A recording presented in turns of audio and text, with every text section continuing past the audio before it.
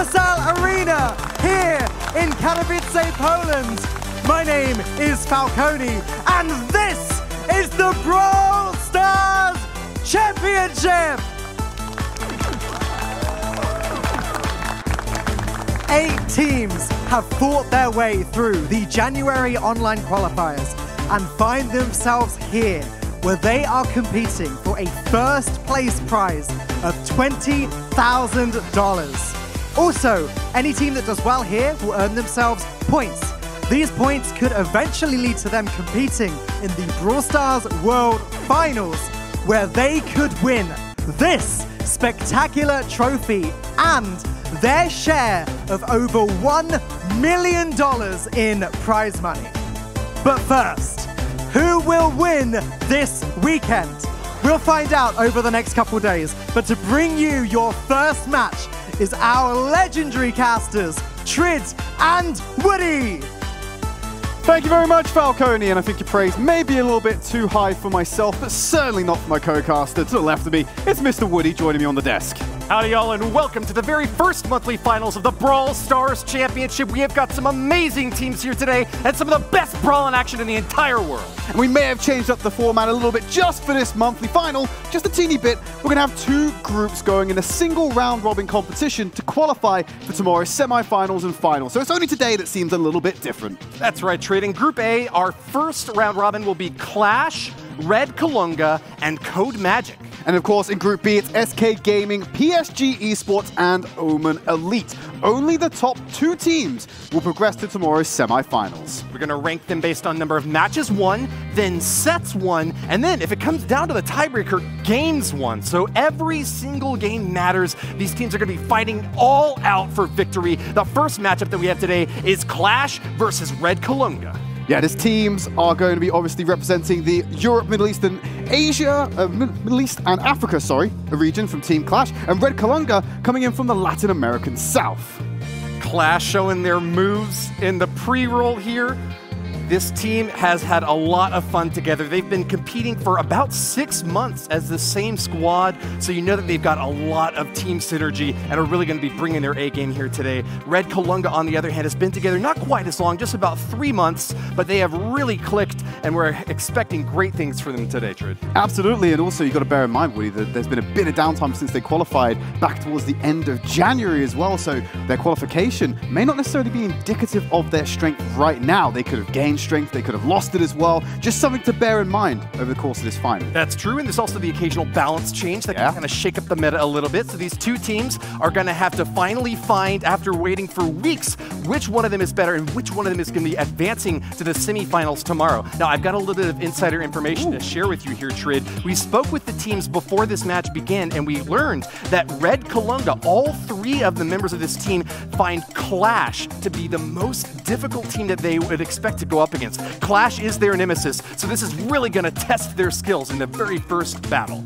Acknowledging your opponent is probably the first step to overcoming them. That goes different against a lot of teams. Just give you a little spoiler about what's coming on later in the day. A lot of teams are actually saying SK Gaming is their feared team or the favorite, so maybe it's a combination of Clash and SK. That could be a preview of our final tomorrow, but we're getting ahead of ourselves. Let's have a look at the bans for this first game. Mr. P ban coming in for Clash, and Red Kalunga taking away the Max. Yeah, 2 brawlers that will not be available to either of these teams. We also asked these teams which their favorite brawlers are before the round began. We actually heard that Guille loves Max, so unfortunately, sorry to say it, but Max will not be available in this match. We're going to have a best of 5 sets, and each set will be a best of 3 games. The first setup today is Layer Cake. It's a bounty map.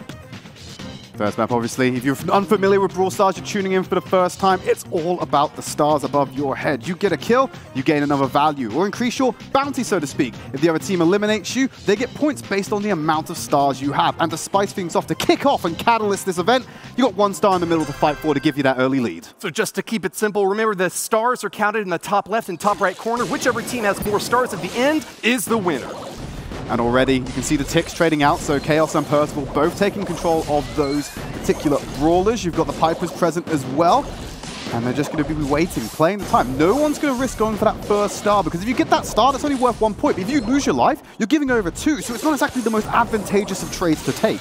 Certainly not. You see a ton of firepower going on into the center of the arena there. Those dueling ticks just dropping as many bombs as they can, trying to prevent the opposing team from gaining any ground, and they've done a great job of it so far. Guigo up on top for Red. Kalunga doing his best to kind of poke through that left bush and now into the center, trying to prevent anyone from gaining any ground at all. Every single tile matters here, Trid.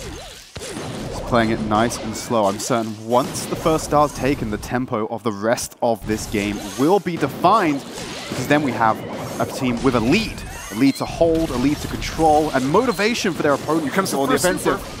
Chaos throws out a super tick, and he doesn't get a kill, but that does give a little bit of space for Guille to grab that star in the center. A nice early lead for Clash. They gain the upper hand, but will start to pull back and play a bit more defensive now that they are in the lead. Oh, almost kills Piper. Not quite, though. Going to retreat around. Piper obviously has the range to play with here, so can play a little bit further back than some of her fellow brawlers, and will keep her relatively safe. But if you get tagged a few times, you still have to back off because the aggression can come in, and Azkada gets tagged again, sitting at around about 1200 HP, having to hide behind. There's 25 seconds remaining, Woody. We might end with a 1-0 scoreline at this rate. Oh, I don't expect that. These teams are going to go all in the last few seconds, doing their best to try to get a kill, but Keita has not been able to get that poke that he's looking for, going way far down. Now Trevor getting low, but finishes off Guigo. That is a big lead now for Clash, as it's up to Red Cannons to get the comeback in 5 seconds. Chaos's head first actually hunted down Parzival as well. They have a 7-star lead, Woody, with 2 seconds remaining. First game going over to Clash. And that is the advantage in gaining a little early head start. You get that first star and you can play defense, Trid. It puts the onus on your opponents to start attacking you. And when you're walking into that much firepower, it's hard not to lose a few brawlers. As you can see, that game got out of hand fast once that first star came into play, and Woody gave a very good explanation as to why. We're going to be jumping into our next game. It's obviously still going to be on Layer Cake, still a bounty map. The players, they have the option of making adaptations if they like to. And we saw pretty much mirror compositions coming out from them anyway, so I don't expect many changes, but I'm welcome to be surprised. Yep, and they do have the chance to switch out their brawlers and change up their star powers in between each match, but we do have a strict schedule that we expect them to keep to. They only have a little bit of time before we're hopping into game number 2. Clash looking to close it out in this first set to grab the bounty win, while Red Kalunga is going to be facing that uphill battle, struggling to get 2 in a row. Well, let's see how they pan out as we jump onto the second map. No changes on the side of Clash. I believe Red Kalunga are running identical as well. So just going to try and, again, scatter these tick bombs all over the center, try and gain control. And we saw the big moment that really shifted this into the next gear, Woody, was when Chaos managed to get his head first online. So I imagine that's going to be the next catalyst, unless someone gets picked off earlier. Ooh.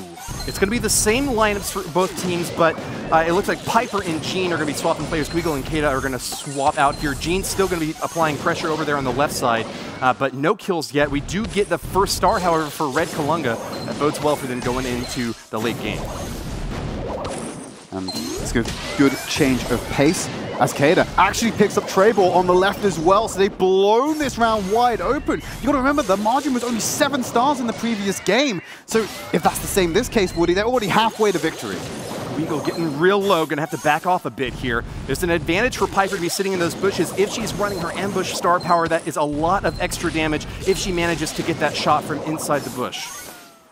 They're just playing as far back as they can. Eventually, they may get to a situation where they are boxed, though, but they have to enter this no man's land to get into cover.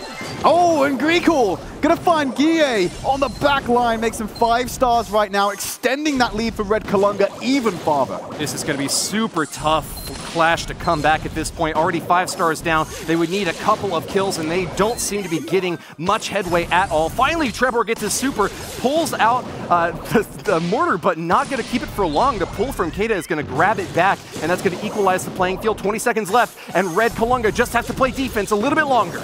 Trying to see who's got supers here. Guille has the reposition if he comes under pressure or wants to get in close for an assassination. The head first goes in, easily spotted out by Keita to stop that from coming in. But a nice shot for Guille brings about the 3 stars. They can close the gap, Woody, in the last 5 seconds if they're good enough. There it is! They've closed the gap. It's a 5-5 draw for game number 2. Draws. Wasn't expecting to see that in game number 2 of the entire season of monthly finals we are going to have, Woody. Yeah, draws aren't too popular. They don't happen very often, but Bounty is a map where you can definitely see them happen now and again. Take a look at that pull from Kata, though. Gets an expert kill out on that Penny on the left side. Trevor got that mortar setup, but couldn't keep the cannon for too long. I think that Gene and Penny matchup was definitely in Gene's favor there, but ultimately at the end couldn't hold that defensive top line, and with a 5-5 draw, we're just going to have to replay that one and see who's going to be moving on. Ooh, spicy. Wasn't expecting that. 10 seconds remaining before we jump into the next game. Like we said, could see some adaptations. Really only the players swapped the Brawlers, but the Brawlers themselves didn't change until now. We see Trevor on the Brock. Interesting swap out here. Yeah, Brock, along with Piper, is one of the longest range brawlers in the game. He can only fire straight, though, so he's really got to get this angle right. And with so many tick bombs coming out, it's going to be really difficult to get that setup. I feel like that's Parsifal's job for this initial round, especially. Make sure he's contributing one of his ammo over to the right-hand side to stop Trevor's angles coming in, deny him the supercharge, and also deny him the just general damage to the enemy team.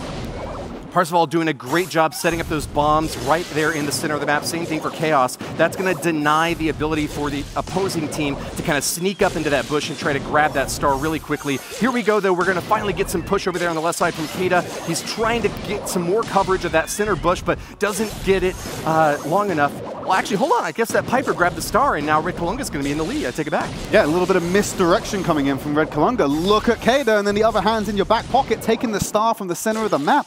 They've disappeared into the crowd already. Very sneaky, sis. All right, let's get back in the action with another big shot committed. Super from iChaos is denied by Guigle. That Piper shot deals a ton of damage and knocked out in one hit. Guille almost grabs a kill there, but is forced back a little bit. Advantage for Red Kalunga, but they are really being pressured hard. Only a 1-star difference at the moment with 40 seconds remaining. This could swing real fast, especially if Guille wants to get dropped down to 766. The head first in hot pursuit, uses his own super to get away and escapes that damage perfectly, making sure that lead doesn't extend too far for Red Kalunga. Very sneaky play by Gene over on that left side in the bush, hiding around, took a shot from Guille and almost got finished off by Trevor, but not able to get the connection there. He does land a few shots and has got some great area denial there.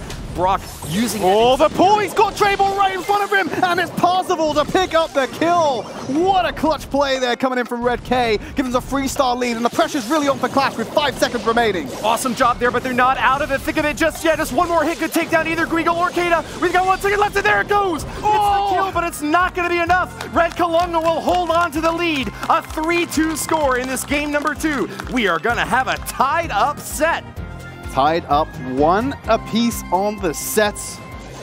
Just going to need 1 more game victory from either of these teams. Will push them 1-0 in the series and closer to claiming the first ever victory in a monthly final. That was a beautiful pull by Gene in that last game. Red Kalunga grabbing that brawler and denying Brock the damage he was so desperately trying to get. When you're behind in stars in this bounty game trade, you really have to push hard and take a few risks. Make a few pop shots out into the bushes and just hope that they connect. This time, it didn't pay off, and Clash and Red Kalunga are going to be going to the tiebreaker in their very first set. Yeah, Clash have gone back, and they've reassessed. They've gone back to the Penny rather than using the Brock again. So they're going to keep the pressure on the left-hand side, but Red Kalunga are so happy with what they got right now. They're real confident in what they're doing. Just need to get a hold of that first star and get that early lead again. That was a killer Piper duel right there in the center. Guigle and Guille almost each got a kill, but couldn't quite manage to get the finishing blow. Star going to still be sitting there in the center. Tick's trying to land some bombs on the enemies, but just finally gets the first hit there on that right side. Charging up their supers, though, and doing their best to get control. Parsifal doing an awesome job, really pushing back that Clash team. Oh, no! Wow, Red Kalunga grabs the star but can't hold on to it. Knocked down by Guille. That's going to be an advantage for Clash. That's always the risk, Woody. That early advantage has come back to bite them because now Clash are the ones who have got it and they can go on the defense. Guille on Piper can play especially far back, so he's able to play a little bit safer than the others and keep that 3-star bounty on his head alive for longer.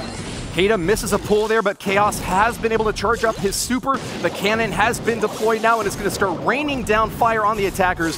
That star power as well for Chaos is going to provide some void zone denial, helping to prevent any pushes from Red Kalunga. They've got to hold on for 45 seconds. As the tick bombs are going to be traded again. Trevor pushing a little bit further up now as he retreats, obviously, as that line of Red Kalunga presses forward.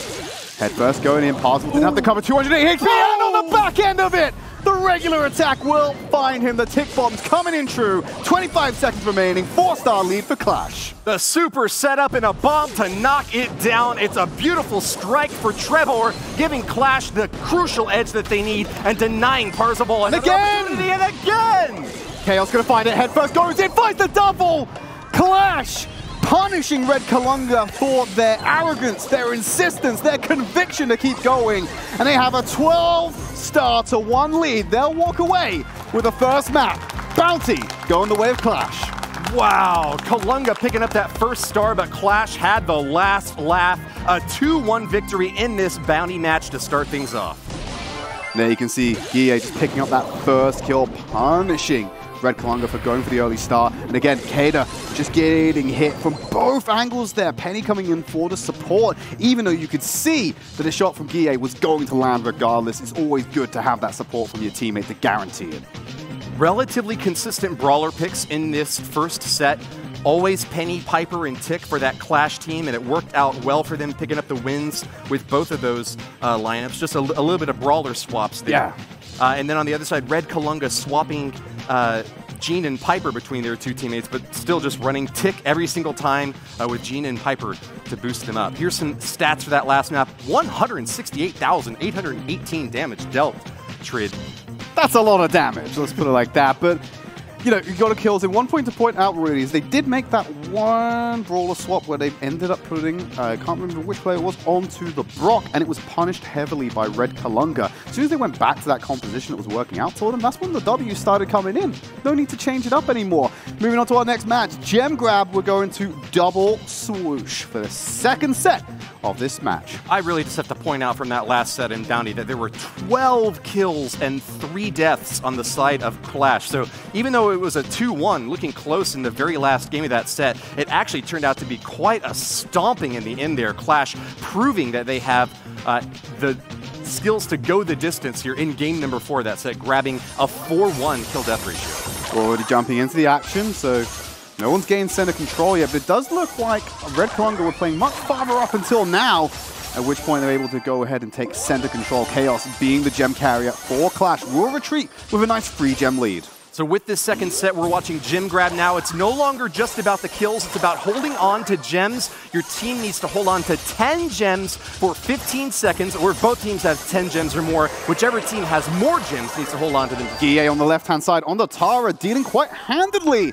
with the Sandy, who's also popped their super on the right-hand side, giving that stealth over to Clash, allowing them to move a little bit more confidently around the center map, as Yikol is going to obviously bring that up himself and now use it to reposition fast, but he's in a 2v1 on the left-hand side. He doesn't want to bite that off, because that's exactly what's going to happen as Guille finds him off to the side, and Clash are just looking dominant on this map, Woody. It is hard to imagine how they can be so strong, but 10 gems and 0 for Red Kalunga. Chaos going to hug the border of that Sandy super, just trying to stay invisible and stay out of enemy range, and they've done it! A team kill for Clash, and they are going to walk away victorious in game number 1.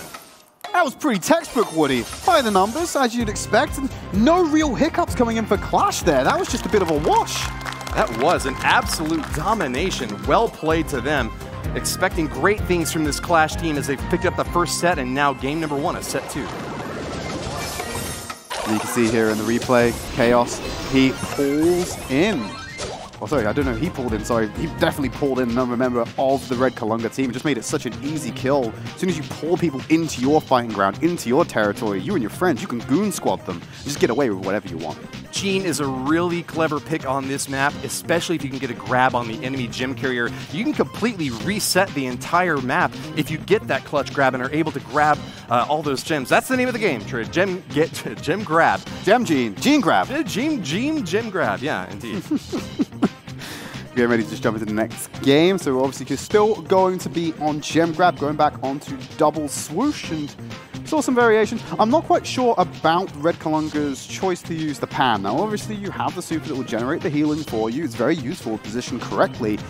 But at the same time, you know, when you have to go on a full offensive to try and go into the enemy spawn to collect the gems, the super doesn't really get much value, and you can't pick it up and take it with you, unfortunately. But again, there, it's nice to be able to get healed up, but it looks like they agreed with you. They're going to swap Pam out of that composition. Chaos will still be holding on to those gems. Actually, Gene is still going to be holding on to those gems, but they switched out their lineup here. It's going to be Chaos now. Eagle actually on the spike here, 46 HP, going to punish Guille, who went deep into the back line. So they have a man advantage to press into the center. Maybe Parzival can go ahead and get himself that gem. So they're not going to be completely shut out 4-0 like they were last time. They still need to get kills, and that's exactly what Parzival is going to do. Picks up his second gem, but Chaos is playing so far back, it's going to be next to impossible for them to capitalize on those gems. They just have to play for their own economy at this point. Parzival picking a bit more offensive of a star power here. He's got that Spirit Slap, so he'll deal more damage when his super is fully charged up. On the other hand, though, you can see Chaos getting little healing puffs around him. Every seconds, he's going to give 400 hit points to any teammate nearby. Well, Chaos just created a window of opportunity to go and take center control. He pulled in Spike and was able to take him out. And talk about how powerful Gene's grab is. And again, Guille comes up to the side, takes out Recall. And Parzival just absolutely demolished by Trebor Sandy. Now those gems are sat there in the middle. They're going to wait until Parzival can come back up to collect them. And it's not a total loss. There's only 2 gems in it right now. Would have been nice if Clash could have grabbed a few of those gems, but definitely playing it safe there and staying back on their own side of the map. They've got the gem advantage after all, but they're not going to hold on to it long now. It's still 7-7 and tied up now as Red Kalunga has taken the middle of the map and are looking strong in this game. Yeah, this Spike really able to get that damage around the terrain. Doesn't have to blow it up. He can just position his bombs correctly and just go around the corners. Nowhere is safe for Clash to hide and get that health regen in the brush. Gem has already spawned, now 2 in the center, but neither team willing to make that push. Look out here, if we get a clutch grab, that could be the end of Chaos. Parzival needs to run! Down! Trebor is going to find him on the back line, and they immediately swing that in favor of Clash. 18 gems, and they need to go fully on the defense right now. Red Kalunga sprinting out of their spawn to try and stop this set from going over to Clash. An absolutely dominant shutdown from Clash, gaining the 2 brawler advantage and holding on to 18 gems now. That is going to be a double swoosh win for Clash. And Clash will now pick up their second set of the match. We're going to be moving shortly over to our third set, which will be Siege, and the map we're going to be using for that is Nuts and Bolts. We've got some replays on your screen right now. See Chaos trying to go for the grab there, but he's going to deal enough damage to Kader. Parzival, really dangerous here. You see 192 HP, but he's standing right by Sandy's super. He has no idea of knowing exactly what is going to come out of that sandstorm and from where. Terrifying to go up against such a skilled team and not even know where they're at, Trid. They really made use of that Sandy ability to great benefit. Clash with a 2-0 set score right now. They'll just need to pick up 1 more, and they've got 3 game modes left, Siege, Heist, and Brawl Ball available to them. Well, they're going to have to run the gauntlet now. They cannot lose another set, Woody, if they want to walk away with the first match win here. And on the flip side, it's match point for Clash. They just need to have a good performance on Siege, which is coming up in the next 30 seconds. And they can walk away with the first win and give themselves a nice position, because in this round robin, there's only 3 teams, Woody. As a team, you're only playing 2 matches. So if you can walk out of a group with a 2-0 scoreline, you will guarantee yourself a place in the semifinals tomorrow. And giving yourself an early W gives you 2 more chances, well, gives you another chance of failure, so to speak. That's right, Trid. And even if they just get the 3-0 set win, Clash is going to be very well positioned to advance. If it goes down to a tiebreaker, it doesn't get better than a 3-0 set win. Absolutely, it's really going to push them up there with that differential, and really, it's all coming up Clash. If they win this now in the 3-0, Woody, I'm going to stake a claim on it. I'm going to say we're going to see them tomorrow, regardless of what happens.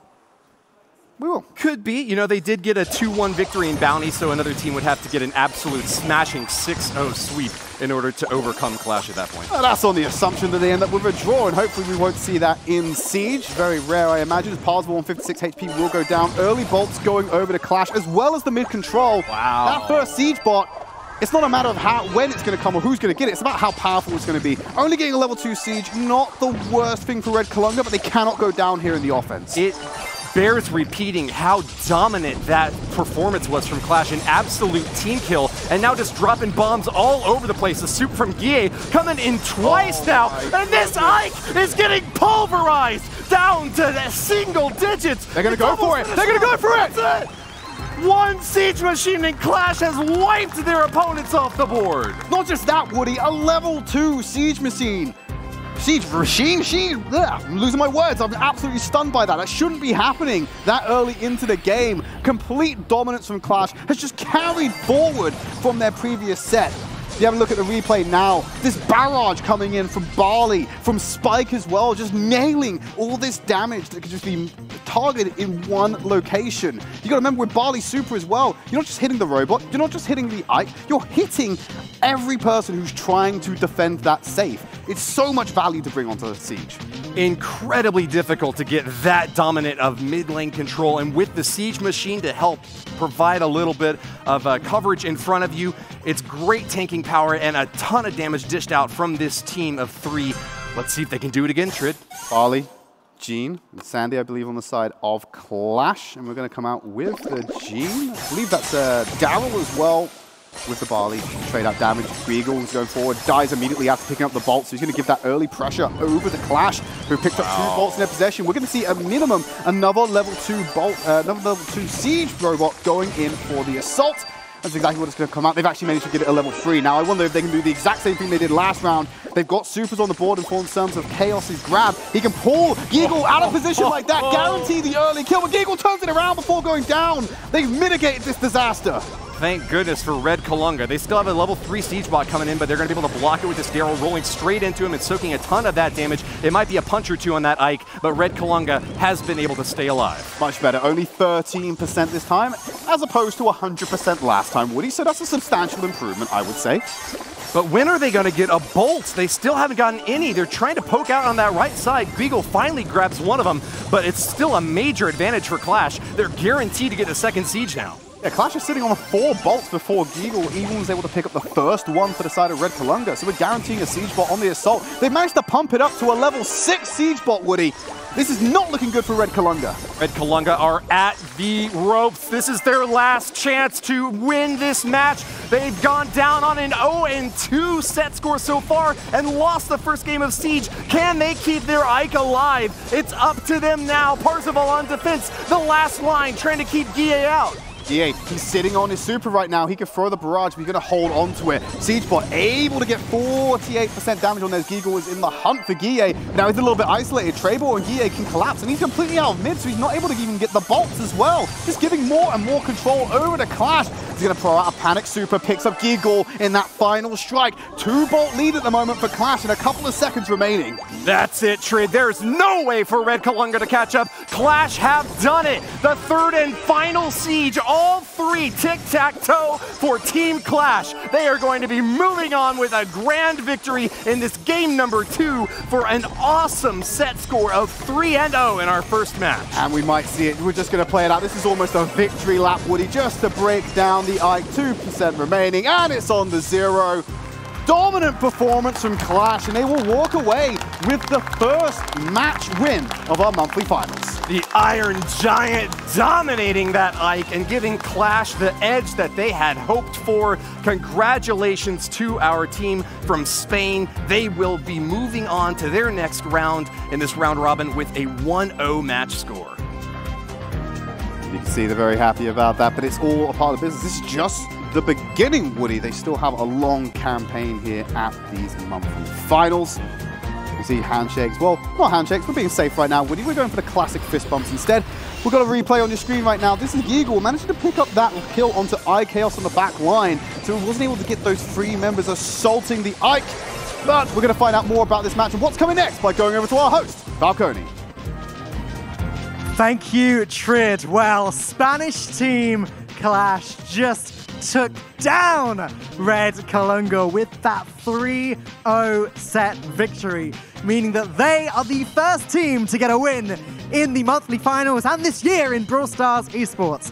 We are going to, in just a moment, take a little look at the group and see how things are affected. But yes, this is a round-robin format. Each win is incredibly important, and as long as Clash can take one more win today, then they have booked their spot in the semi-finals tomorrow.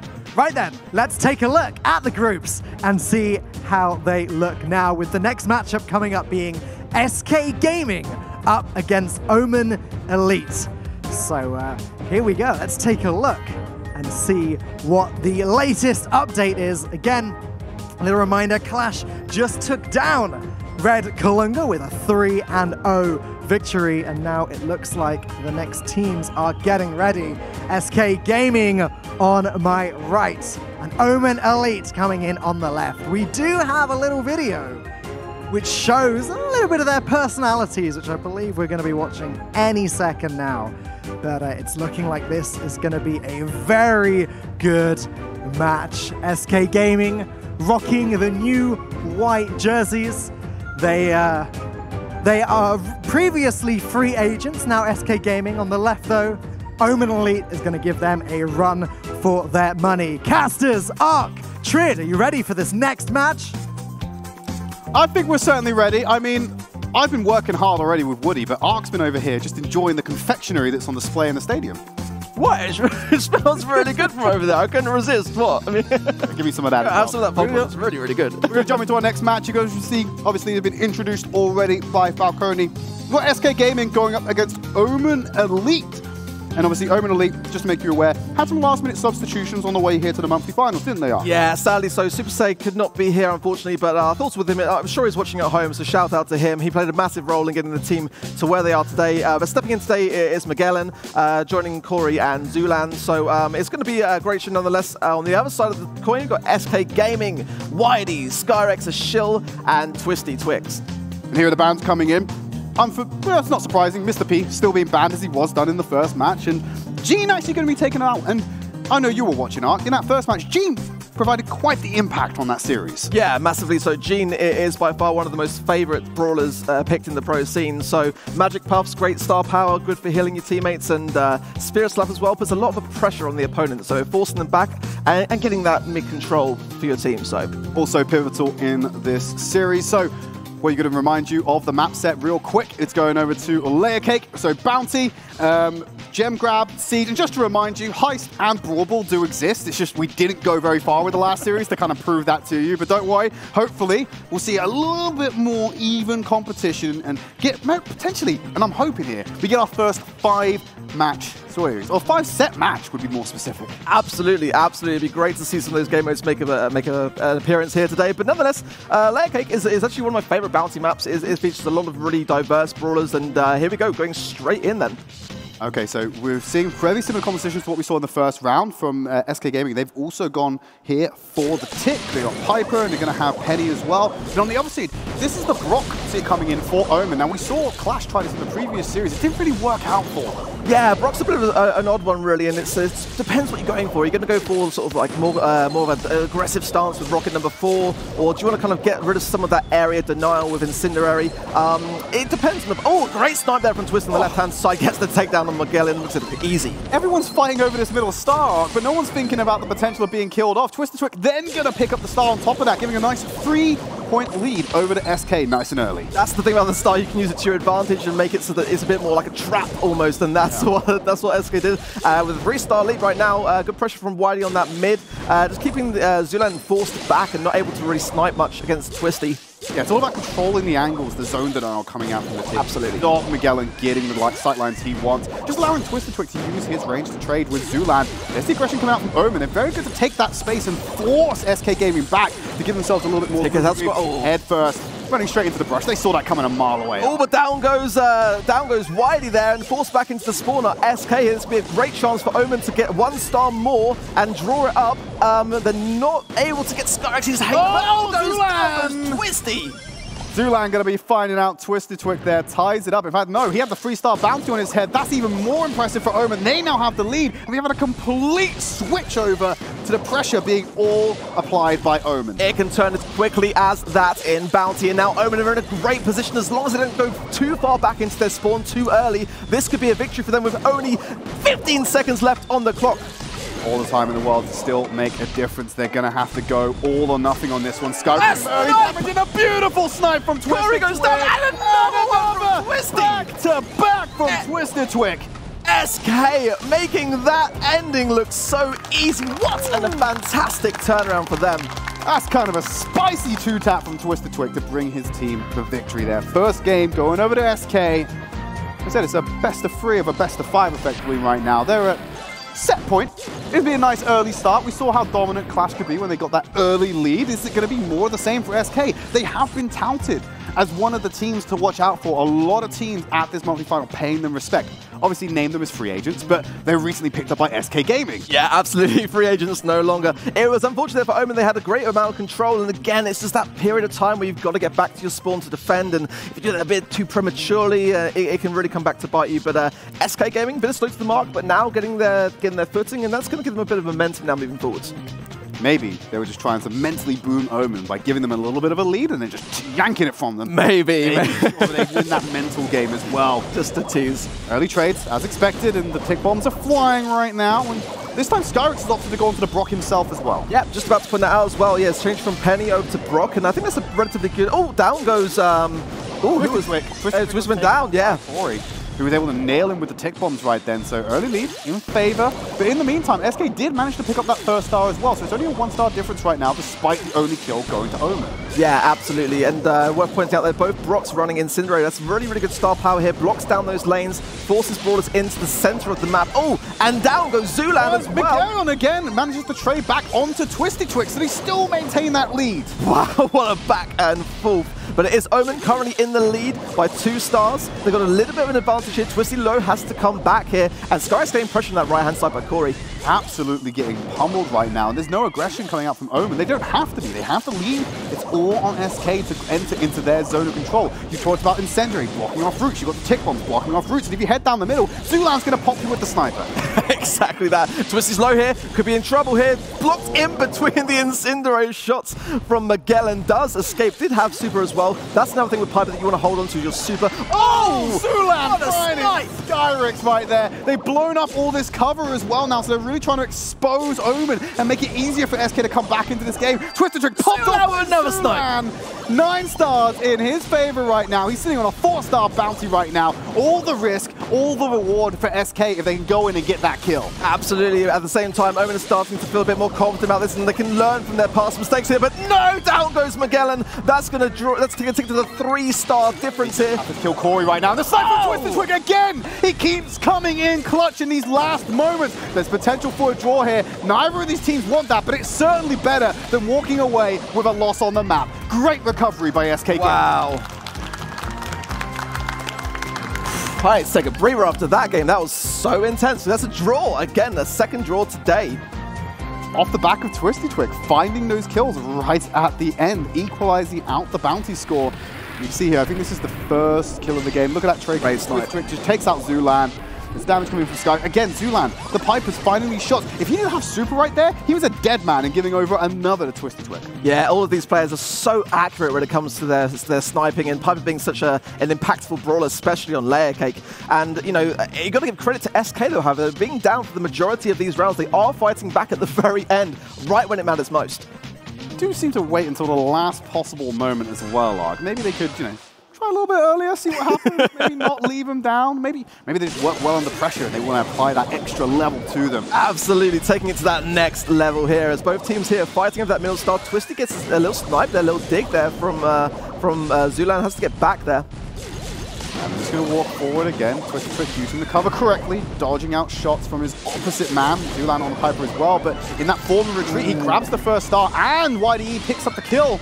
So that's just going to be the 3-star lead going over to SK. They have early control. Yeah, an early lead for SK and kind of what they were going for now, and this should make a big difference here. Also interesting to note that Skyrix and Wiley have been swapping lanes now, and they are now both against their identical brawlers, whereas at the beginning we saw them going against their opposition.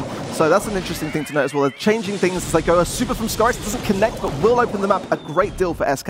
Yeah, you talked about lanes. Well, the lanes kind of doesn't exist anymore. A blown open mid makes it a little bit harder for Zulan to hide around in that mid control. Skyrix going out to 240. Very low. Getting great value, but will not find the kill. Yeah, the beauty of Brawl is that you can adapt the map to your advantage, and that is exactly what SK are trying to do here to mix things up.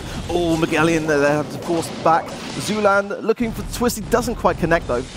45 seconds remaining, and Omen is still on the hunt for their first kill. There's the head first going in. Didn't destroy it in time. Corey is on life support right now, but no one's in position to finish him off. Yeah, Corey's going to be able to heal up here nicely again. If he can just stay away from those shots from Whitey and be a bit defensive. Zulan now in a bit of a position as well, forced back. It is still SK. We've had no more interactions in terms of the stars since this game began, so SK still needed a takedown there by Twisty Twix on Magellan. Gives them a nice, comfortable 5-star lead. Beautiful shot there by Twix, like you said, just extending that lead even further. He goes in aggressive, knowing he has the super to get out, and that's exactly what he will do. 10 seconds remaining, head first tries to hunt down Corey again, but it's blown up by the mines. YDE going down low. One little throw should deal with the shot, but more members of Omen are being absolutely dismantled. SK Gaming, after the draw, trying to put all the doubters to bed. They're going to walk away with that first set. Wow. What can you say to that? 9-0, but it went down to the very end. But yeah, SK looking very, very dominant here. Bounty is definitely one of the game modes which they find quite comfortable. And again, here we see such accuracy from those shots, and I'm sure SK will be very pleased with that performance. Right, they should be. We're moving on to Gem Grab next, and similar concept, but slightly different scoring system, as we already alluded to in the last series. Obviously, it's not about getting the kills to increase your value. It's about getting those gems. And so we see a lot of people obviously want to target very carefully what they're doing and who they're aiming for, because typically you're just going to put all your gems on one person, keep them safe as possible. Yeah, absolutely. The person carrying those gems plays such a fundamental role, and that obviously makes a big difference about how these teams choose what brawler is going to be carrying those gems. And you know, that's why we see a lot of Gene in Gem Grab, because that ability to pull the gem carrier towards your team and kind of get that last minute takedown and just take all those gems for yourself, it can play such a key role here. Yeah, the power of Gene is choosing the fights you take. Exactly. So, you know, even if someone's coming aggressively at you, but you're not ready to fight them, or if they wait for reinforcements to come in, you can force the fight early when you have the advantage and make sure that you can kill himself. So even in the 1v1s, yeah, he's still going to be weak, but having that option of choosing is going to make sure he's there and going to be surviving a little bit longer, maybe even turning around a few fights. Absolutely, absolutely. And often we see a lot of Rosa here as well, especially because that healing ability from Plant Life in those bushes makes her a really, really good aggressive brawler to force back. And we're going straight in then. Why are they going with Max? Interesting. Oh, actually, we've got also Zulan going with Max. Max is very strong in the meta right now. Yeah, well, Max was actually banned in the previous series, hence why we haven't seen him so far. So now we're going to have Max available to walk forward, just training for the blaster shots. Nothing substantial, but Corey is sitting on a 1-gem lead right now. Absolutely. For those unfamiliar with Max, her super brawler, there you go, you see it in effect there with Skyrex. It does create a radius. Any brawler on your team within that radius will get a temporary speed boost, and that can play a vital role at the moments where it matters most. Absolutely. You can use it for the mobility to escape a chasing team, or if you get a big kill behind enemy lines, you can pop the super and get out with the much-needed gems and the reward for your battles. Twisted Twix gonna be dealing out with Miguelion, and they're gonna pop that super to charge in. Max on the other side wasn't able to get it off in time. Corey all on his own there. Whitey now is 6 gems though as well. Got to be noted that Omen are now forced right back into their spawn here. Great control from SK, as we mentioned, and that Pam healing station there as well. It's going to be giving Omen some difficulties there, surely. They can't really aggress onto it. They've given Twisted Twix the speed brush, so he can go in and try and capture that gem, but he's going for the kill on Corey. I think Corey played very defensively to get away from that one. He's still exposing himself a little bit too much. There's another frag on the left-hand side of Miguel, but here's the aggression. Pop the max ultimate. Corey goes down. Whitey's got all the gems, 11 gems. YDE playing a dangerous game indeed. 12 gems now. They're on the retreat. He's right at the back. He's got the Pam healing station if he needs it, but he's going to be going even further back. Twitch goes down. Still 11 on Whitey. He's going to try and push into the back corner. Corey going for the kill. Whitey's low. Is he going to survive it? 800. Wow, just hangs on there for SK. Takes the first game. SK Gaming again. Going to be getting an early lead. I wanted a 5-set match. Doesn't look like we're going to get a 5-set match here. It's the nature of Brawl, my friend. It doesn't always go to the end, unfortunately. But yeah, no, I'm with you on that for sure. There was the takedown from Whitey, and Magellan had a super for playing his Tara on that left-hand side there, but didn't get the opportunity. Pay attention to that though. When there is a Tara super available, even if the opposing team has got all the gems, that one super can turn it around in an instant. The healing Shade Star power as well can allow you to get out with those gems successfully. So it will see if Zulan chooses to continue with that brawler, what he does with that. Let's see. No Tara on the side. Max, Sandy, and I think there's a Carl on the other team if I was not mistaken. We're going to see a Carl. Yeah, Corey's going to be going for Carl. Interesting. They'll play a lot of a pressure to Scarix as well, and a lot of range. Yeah, able to keep throwing the axe out. Tries to try and get a wedge maybe at close range. Maybe get the double bounce or double damage real quick. Scarix going aggressive onto Corey, really just forcing out. He's got his super available if he needs to. Max going to be popping that super, goes for the collapse, just pinces Zulan in between him and YDE and Twisty Coach. Yeah, nice takedown. I know Twisty was a little bit sleepy. I know it's ironic he is playing Sandy, but maybe some connection issues there. But does seem to be back alive now and running around, which is good to see. The super goes out as well, and it is going to be Rude Sands, I think, there as well. The chip damage of health there on Zulan, making that noticeable, and that's going to provide a lot of invisibility and a lot of unpredictability there for SK. Corey taking the protective pirouette enabled him to really win out in that first 1v1 against Pam on the right-hand side. Does try and escape, but he was caught on the back end of that one. Still, look how SK just position themselves. As soon as they come back on the map in fourth, they just take control of the map. I've got to say, I really love this strategy on the right-hand side with Scarix using that healing station. I think that's giving SK so much advantage for map control there. And another one going down again, just cycling the back to forth. But I do think Omen are aware of this, and they are trying to shut it down now and spend a bit more time focusing on Scarix. That'll be key. Oh, Corey goes in. Why is low here? I don't know why he went in. I don't know why he went in on that one. Like, he went in on the backside. He knows they're sitting on top of a healing station. The members of SK are there for support. It seems a little bit too over-aggressive from Corey. I actually disagree. I think he should have probably gone all in there. I think he might have actually got the takedown, but whether or not he got out with the gems was a different story here. But we are tied up 7 gems. It's such a close game. Just a lead coming in again. There's that pirouette coming in for Corey. Takes out Skyrex yet again, but he's not the gem carrier. YD is, and he's able to keep away from that right-hand side and play extra safe and keep the gem total alive for his team. That's a great turret placement from Skyrex, allowing to put a lot of pressure on that mid. The super, Zulan goes down, but the pressure here from that super will mean that SK will be very unaware of exactly where Omen are placed within that super. Corey trying to be sneaky here, and it's going to mention that SK are quite low here. They're very low. I think Corey was trying to get that healing station. He did that successfully. He's going to play around the cover, block out the damage coming from Skyrex. He's sitting on a super himself. Max pops the speed, and Corey's off to the side, ready with the pirouette if he needs to go in there. But it's Omen holding lead right now. 5 seconds remaining, and he's going to pop the protective pirouette, take out Skyrex, and back off. They're not going to be able to get away with this. Omen for the middle. Snatched victory away, as they weren't able to get that final gem to cut out the countdown. That gem from the middle went into Twisty's pocket after the countdown. That has got to leave a sour taste for SK. Let's have a look at some replays here. This is Corey's dive yet again onto Skyrex, relatively safe. And I agree with you, Ark. I think maybe if he went onto YD a little bit more with that lower HP, he might have been able to get away with the kill. Still raises the question. He's not going to walk away with the gems. Yeah, absolutely that. Yeah, Corey, I think is being a bit patient, maybe potentially too patient with that Cole. So if you can be so aggressive going with protective pirouette to give you that additional kind of shield mechanic. I'd like to see him be a bit more aggressive actually in the next game. But nevertheless, I mean, Omen Elite. You can't say anything wrong about it. They got the game. They did what had to be done, and now this next one's is all gonna come down to this. Yeah. So the Tara's back in the lineup here. Twisted going over to that for now. Adaptations on the side of Omen. They've also picked up a Tara of their own as well. A Tara here on double switch honestly can do so much. So it'll be very interesting to see. I imagine they'll be both running Healing Shade Star Power as well. But Black Portal might make an appearance here. We'll have to wait and see. Yeah. We get the damage. Skyrex goes down. The speed buff from YD, not enough to get his teammate out. Both of them will go down, but he is trying to 1v2. Great use of the cover there to pick a 2v1 and force away Omen. Yeah, I think YD was looking for a little bit more value from that super, and we did see a couple of deaths there, but does connect there well with Twisty. That's going to put him in a good position here. We'll take down Corey to take... Oh, he actually leaves with 1 gem, but nonetheless, taking down the gem carrier is important. It means that Magellan now is forced to take the gems that Corey was holding, and maybe he's not the most ideal brawler to be carrying those gems. Usually, if Magellan wants to go aggressive now, he always has to have that thought in the back of his mind. What if I lose these gems? And it really does make them change up the strategy. Here from Twisty is good. The support from YD is fantastic as well. The speed boost, he probably be able to get out with some gems here. And they're going to try and use their own speed boost to catch up, but SK have cleaned up 9 gems. They need 1 more from the spawner, and they have mid control. A team takedown there right when it matters most. Another pop of the super from YD. This is looking fantastic here for SK. But no, Corey supports Zulan there and gets the takedown.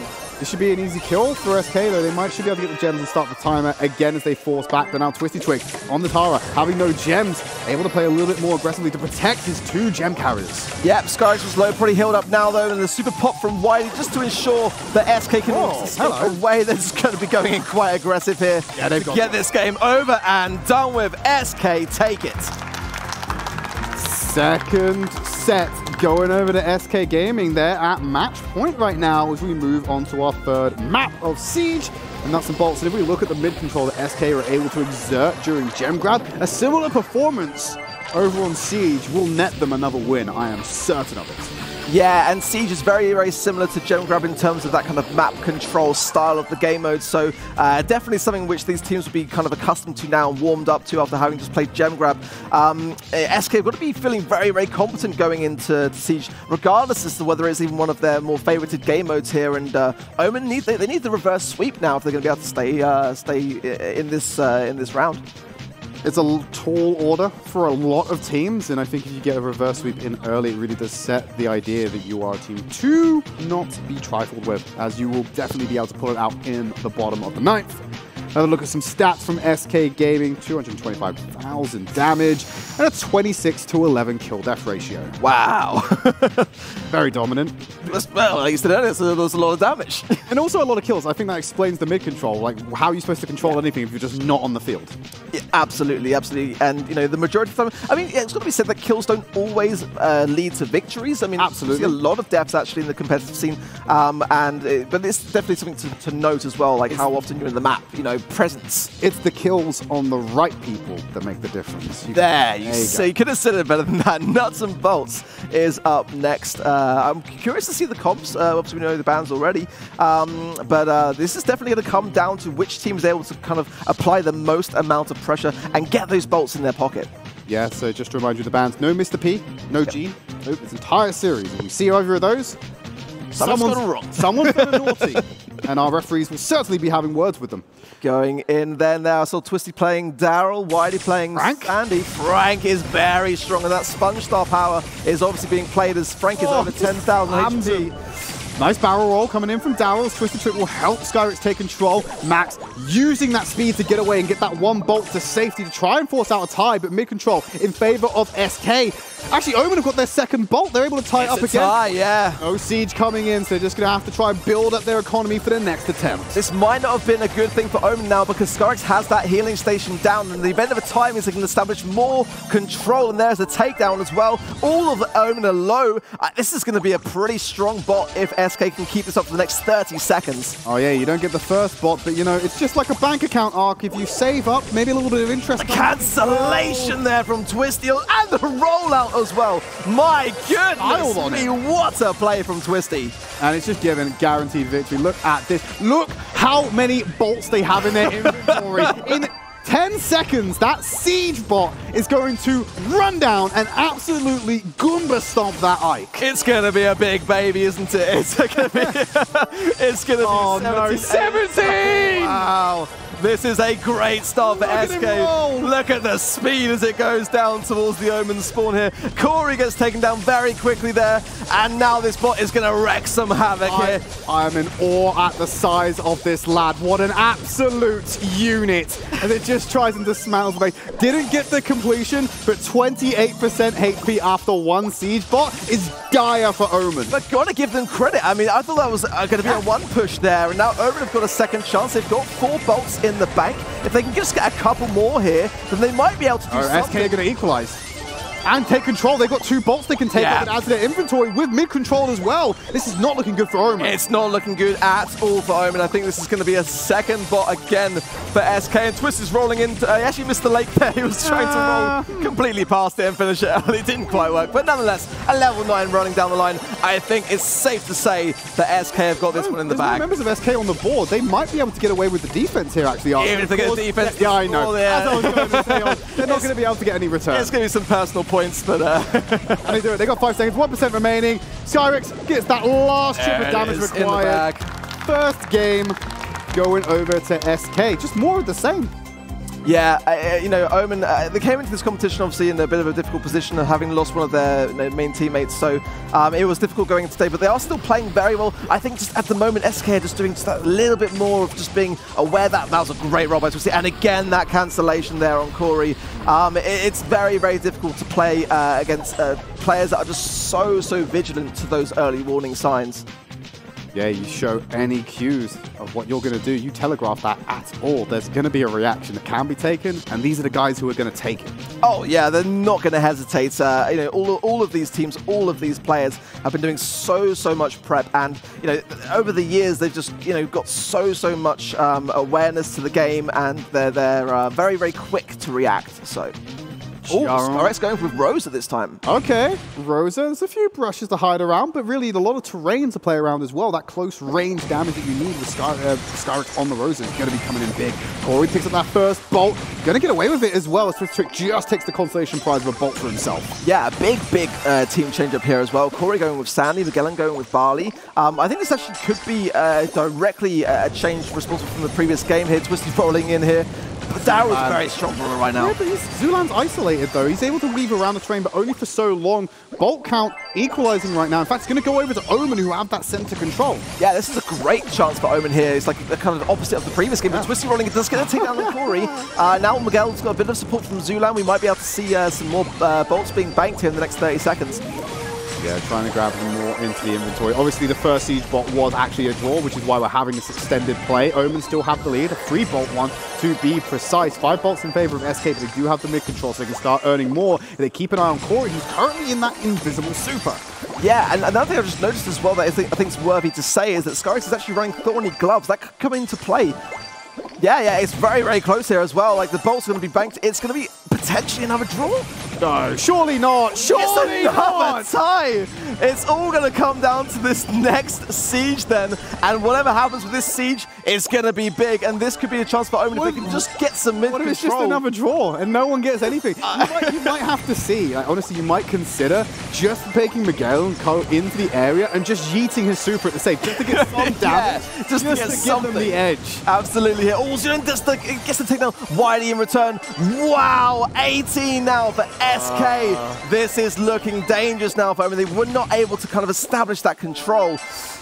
This could be the end of this. 20. Give us 20. I don't know what was going on. I said 20. No, look what happened though. They're not leaving it up to chance. They sent in the Darryl with the super to go and get the damage onto the save rather than rely on the siege bot. That's actually a very smart move here, and Omen have got some T2. Now it comes down to this defense. It comes down to this defense, and it's got to be a good one. Not just that, they also need to find time to have an offense as well, as Corey just gets rock him and sock him in the head right now. 50%, the damage is it's too much. It's over. It's over. SK victorious.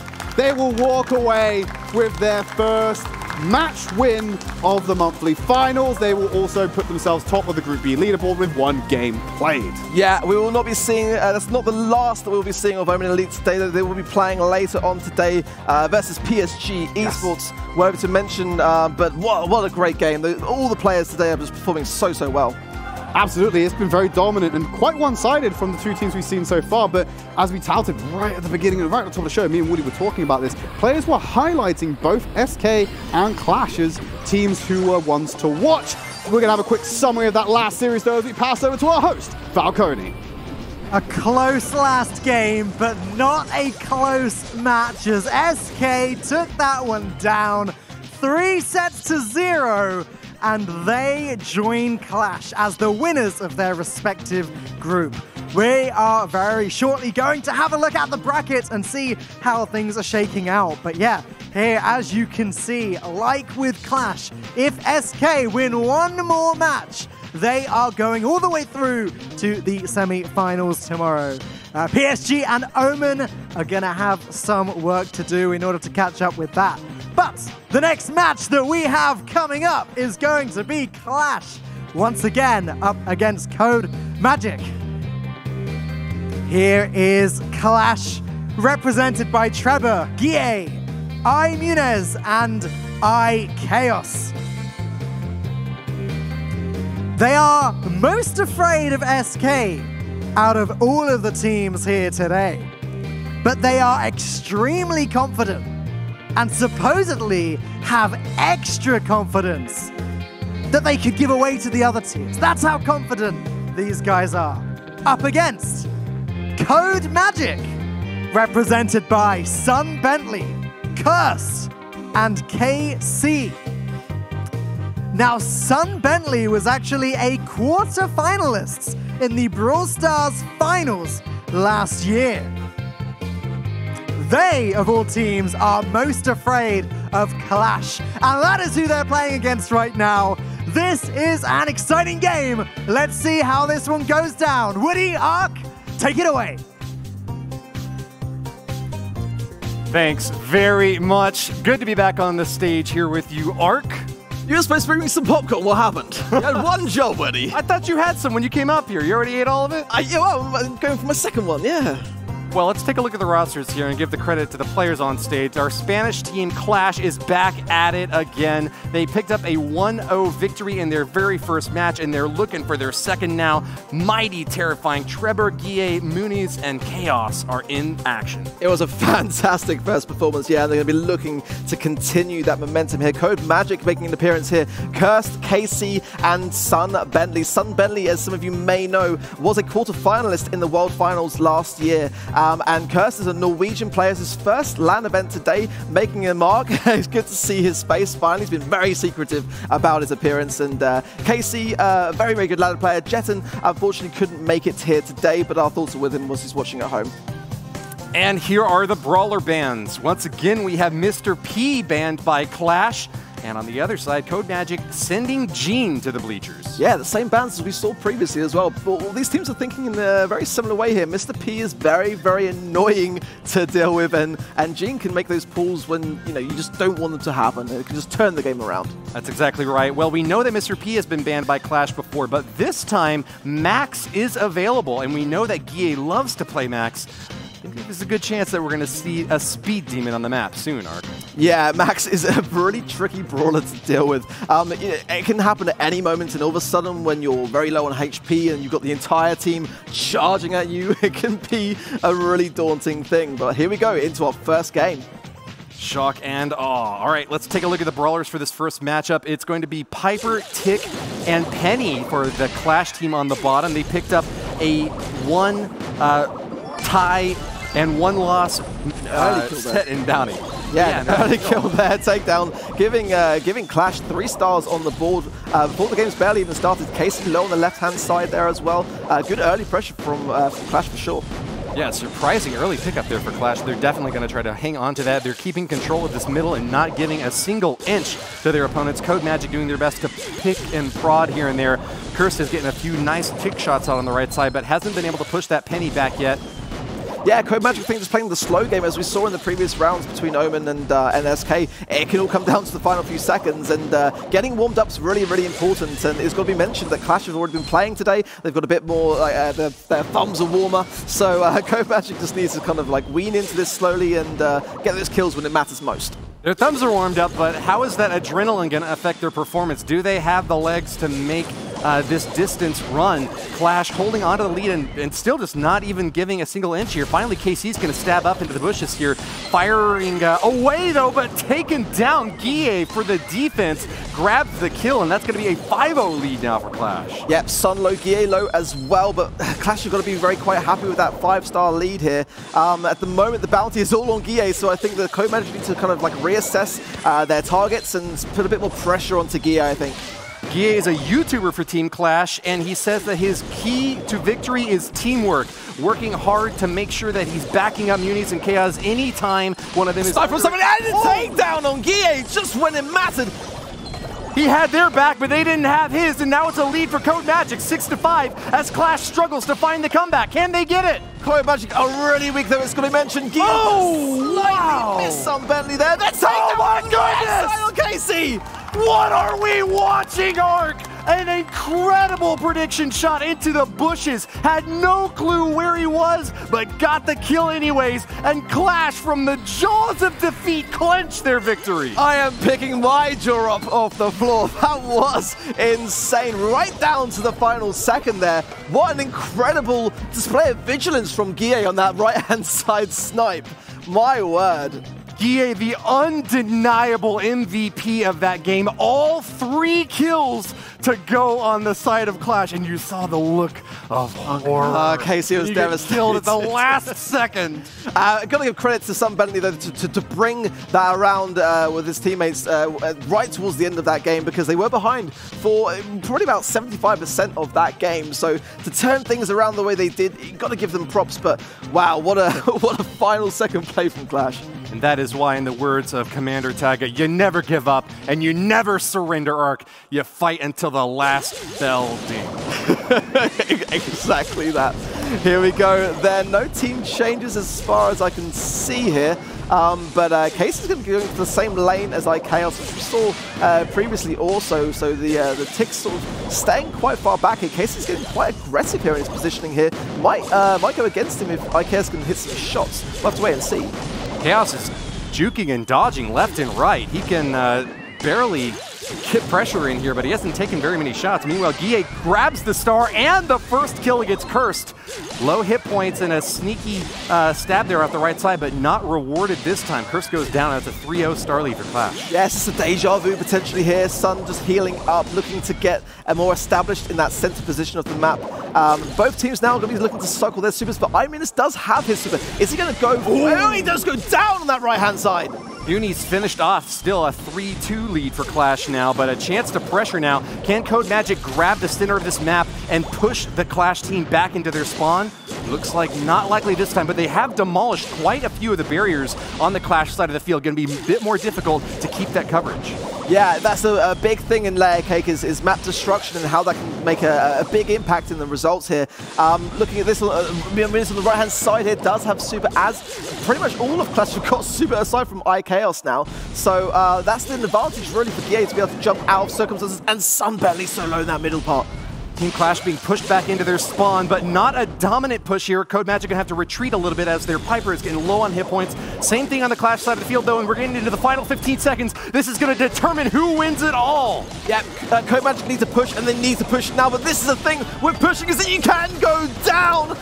And there we see it, 8 stars to Clash. If nothing changes, they will take this a 10-5 victory for Clash.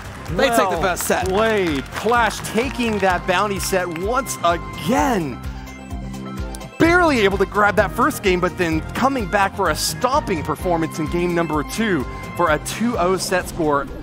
Almost undefeated except for one game in their first match against Red Kalunga. They are on fire today, Ark. Yeah, they have really come here with a lot of confidence. And one thing that is going to be mentioned about Clash is that they're definitely no stranger to LAN events. They play a lot around Europe and many, many tournaments in Spain and are very successful in those tournaments. So being on the stage here, maybe not quite as daunting to them as perhaps some of the other players who may be here for the first time.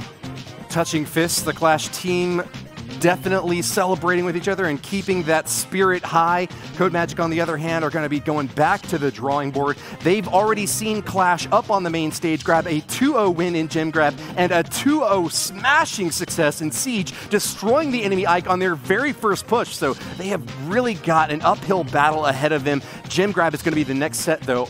And Ark, what are you expecting in terms of brawler picks? Well, the thing with brawler picks here is that, you want to have a really, really solid gem carry. As we know that Gene is out the mix, that is going to change things up a lot. And depending upon what these teams decide to go with, that will make a big impact. And you really want to have a really good, aggressive brawler, something that's going to go into their spawn and just be a real menace here. Personally, for me on Double Switch, I would go for a Rosa, but you can do it quite successfully with a Daryl pick as well. I think we've seen Sandy quite a few times here as well. Sandy's a great pick here, yeah, absolutely. When that super goes down, just that unpredictability, that not knowing where your opposition is can often also just kind of push back the opposition. So it's a really great pick.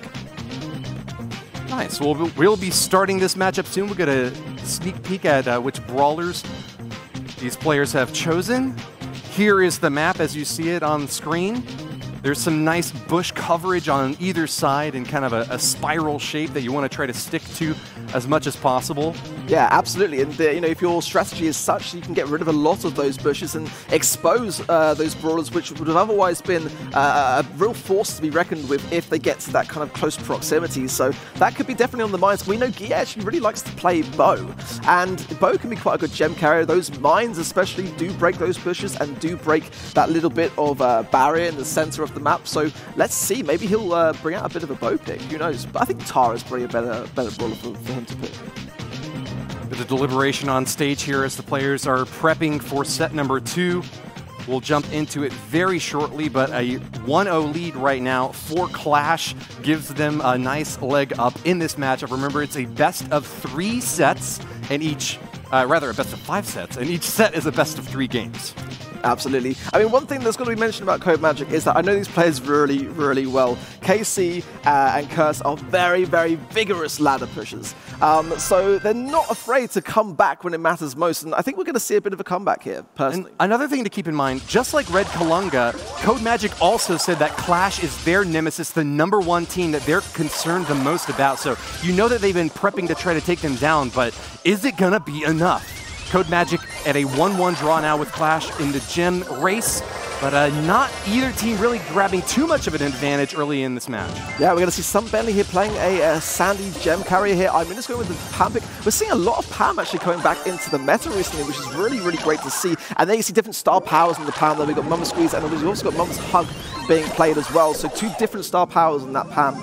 Yeah, both of them certainly viable options here. It looks like Code Magic is going to take a little bit of a lead as we pick up into the middle of the set. And a bit of an aggressive placement on that healing turret out in front of their obstacle. They're going to lose theirs first, and now we're going to be kind of pushed back a bit here. But nice super from Curse, able to grab Chaos and almost take him down. 936 hit points now. He's going to really have to pull back hard.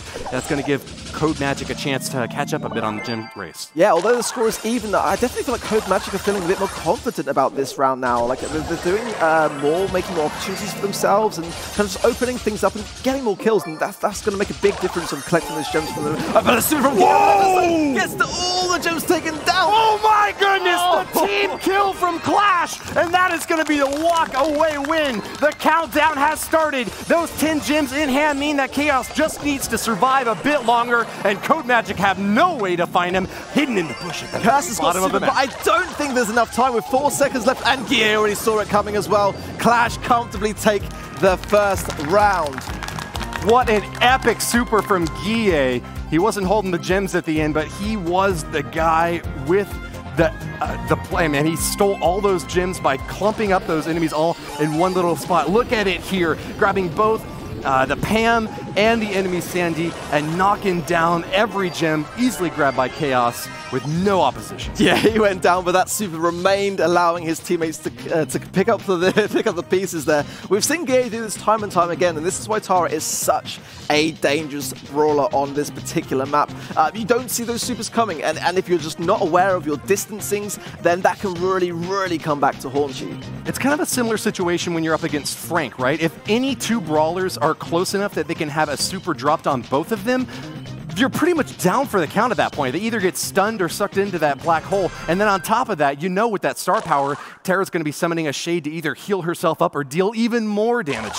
Exactly that. Are we going to see any team changes? I don't believe we are. We're going to see a mirror comp going on here. Yep, Sandy, Pam, and Tara for both teams now, but Code Magic once again going to be pushing hard into the center here. A kill for Clash, but can they bring these gems back? Knocking down the healing turret, but a surprise! Tara jumps out of the bush, but can't finish off Pam.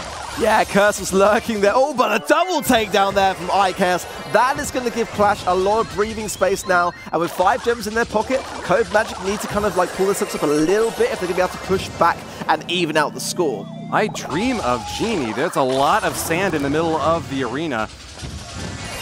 That was a nice takedown that right-hand side there. Sunbentley working very closely there with Curse to make sure that Guille was taken out of the picture. And I think that's a really good sign to see from Code Magic. They are very much aware of Guille being a threat, and they are trying to make a bit more of a conservative effort to take it down. A great defense there from Curse. Using the block there to stop that super was a really, really smart play, allowing him to survive just a little bit more.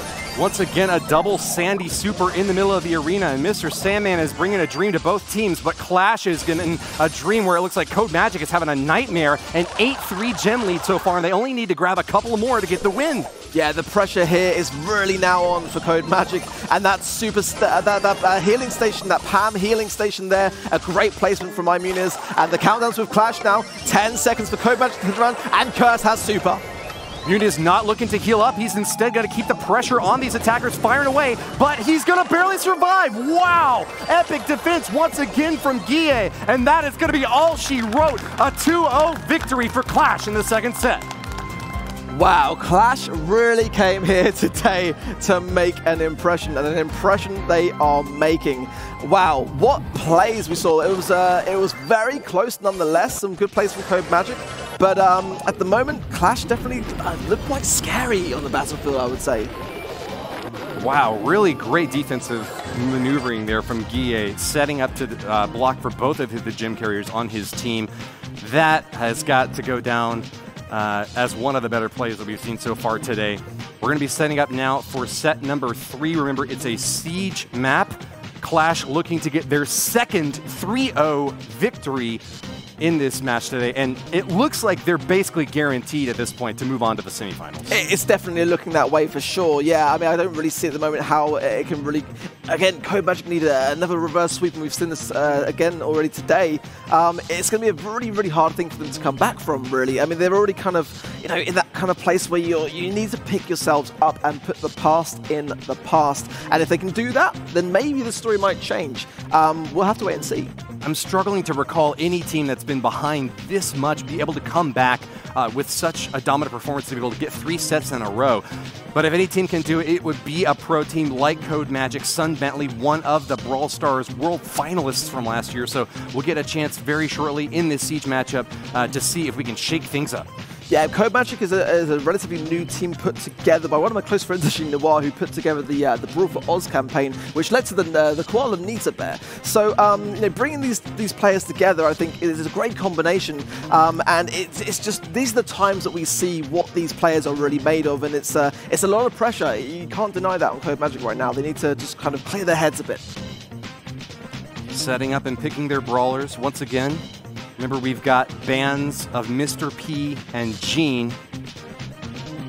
So those 2 brawlers will be down for the count. We haven't seen Max come into the arena yet, though, have we? Yeah, no, interesting. I mean, we've seen that Max played quite a fair bit today, and I don't know. Only in the last match, though. Yeah, no, exactly. Yeah, I mean, I think the brawlers that were picked were actually probably the ones that I would have gone for. I quite like Rosa there, though, myself, to be fair. But I think that they worked out really well. Maybe we'll see Max played in the Siege map. I'm not too sure whether it would be my first go-to pick, but it could apply a lot of pressure and definitely be able to collect a lot of bolts off the map. So we'll have to wait and see.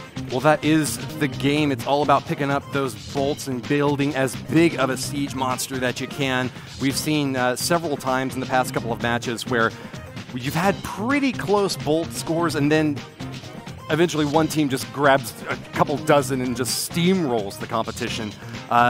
I'm wondering if we're going to get a bit more of a tit-for-tat kind of close score in this game, or if it's going to be another one of those big bruiser bashes again. Yeah, absolutely. We've seen a lot of steamrolls today. We've also seen a lot of ties as well. So I think sometimes it's actually good to go for a tie, though. It's good to kind of bring it over to the next round and try to establish more control to get a bigger bot. And here we go. Let's see what the comps are. Okay, we are going to see a Max. Fantastic. There's Max on both sides of the arena. Quick and snappy with that super. She can speed up all of her teammates. We're also going to see a Sandy on both sides of the field, but it's going to be Daryl versus Barley over there on that right side. Looks like an advantage for Guille to start things off. Yeah, definitely a mirror comp there, but if Curse can just get his super, which as we know Daryl does generate over time, and use that on Guille, then I think that Curse might have a bit of an upper hand. Definitely the upper hand right now for Team Clash as they grab the center. They're going to lose the first bot, but that's not too big of a problem. They're going to be able to knock it back, and they'll have that 2-bolt advantage for the second one. This is a relatively low-level bot, and so as long as the defense is able to hold on here for a little while, you should expect maybe just a tiny bit of damage here on this fight. Yeah, I think Guille went down, which will allow him to tank some of his shots as well. It's going to be pretty much 100%, almost 100% defense there from Clash. That Sandy super is going to come in to a great effect here to allow them to get back into this. But a great start from Code Magic. Ooh, an epic roll from Kirsten. He knocks down Max. That's really going to put Code Magic back in the running for this second siege. They've already tied up the bolt score and are now pulling ahead. Some lucky bolt spawns, too, on their side of the map are going to give them an even bigger advantage. And it's looking like that second siege is going to be once again with Code Magic. Yeah, I did really like the pick. Curse does go down, but I do really like the Daryl pick. Both Sandy and Barley are kind of squidgier brawlers. They're brawlers with lower hit points, which does mean that someone like Daryl, if he gets close in that proximity, quick takedowns. And that's what we're seeing here with Code Magic, with another level 6 bot going in now on the Clash defense. Clash holding on to defense as much as they can, not taking too much damage from these first two bots, not even 20% off their Ike score. Can they get this last siege and pull ahead, Arc? Curse rolling in and only just went down there to Imunez. I think it was a really, really good time. But now I think if iChaos can put pressure on some Bentley, this could be a really, really good round for Clash. I heard it was going to be best of 3, but Code Magic has already gotten 2 siege bots and has barely even put a dent in that enemy Ike. Clash now about to get this third and final siege. Can they make this push happen? It's going to be at least a 10 siege bot coming in now. Curse doing everything he can to get some good damage, and good damage he does actually get. Taking that save below 50% here, and they're going to have to defend really well. Code Magic are going to have to give it everything they've got now to hold on to this lead.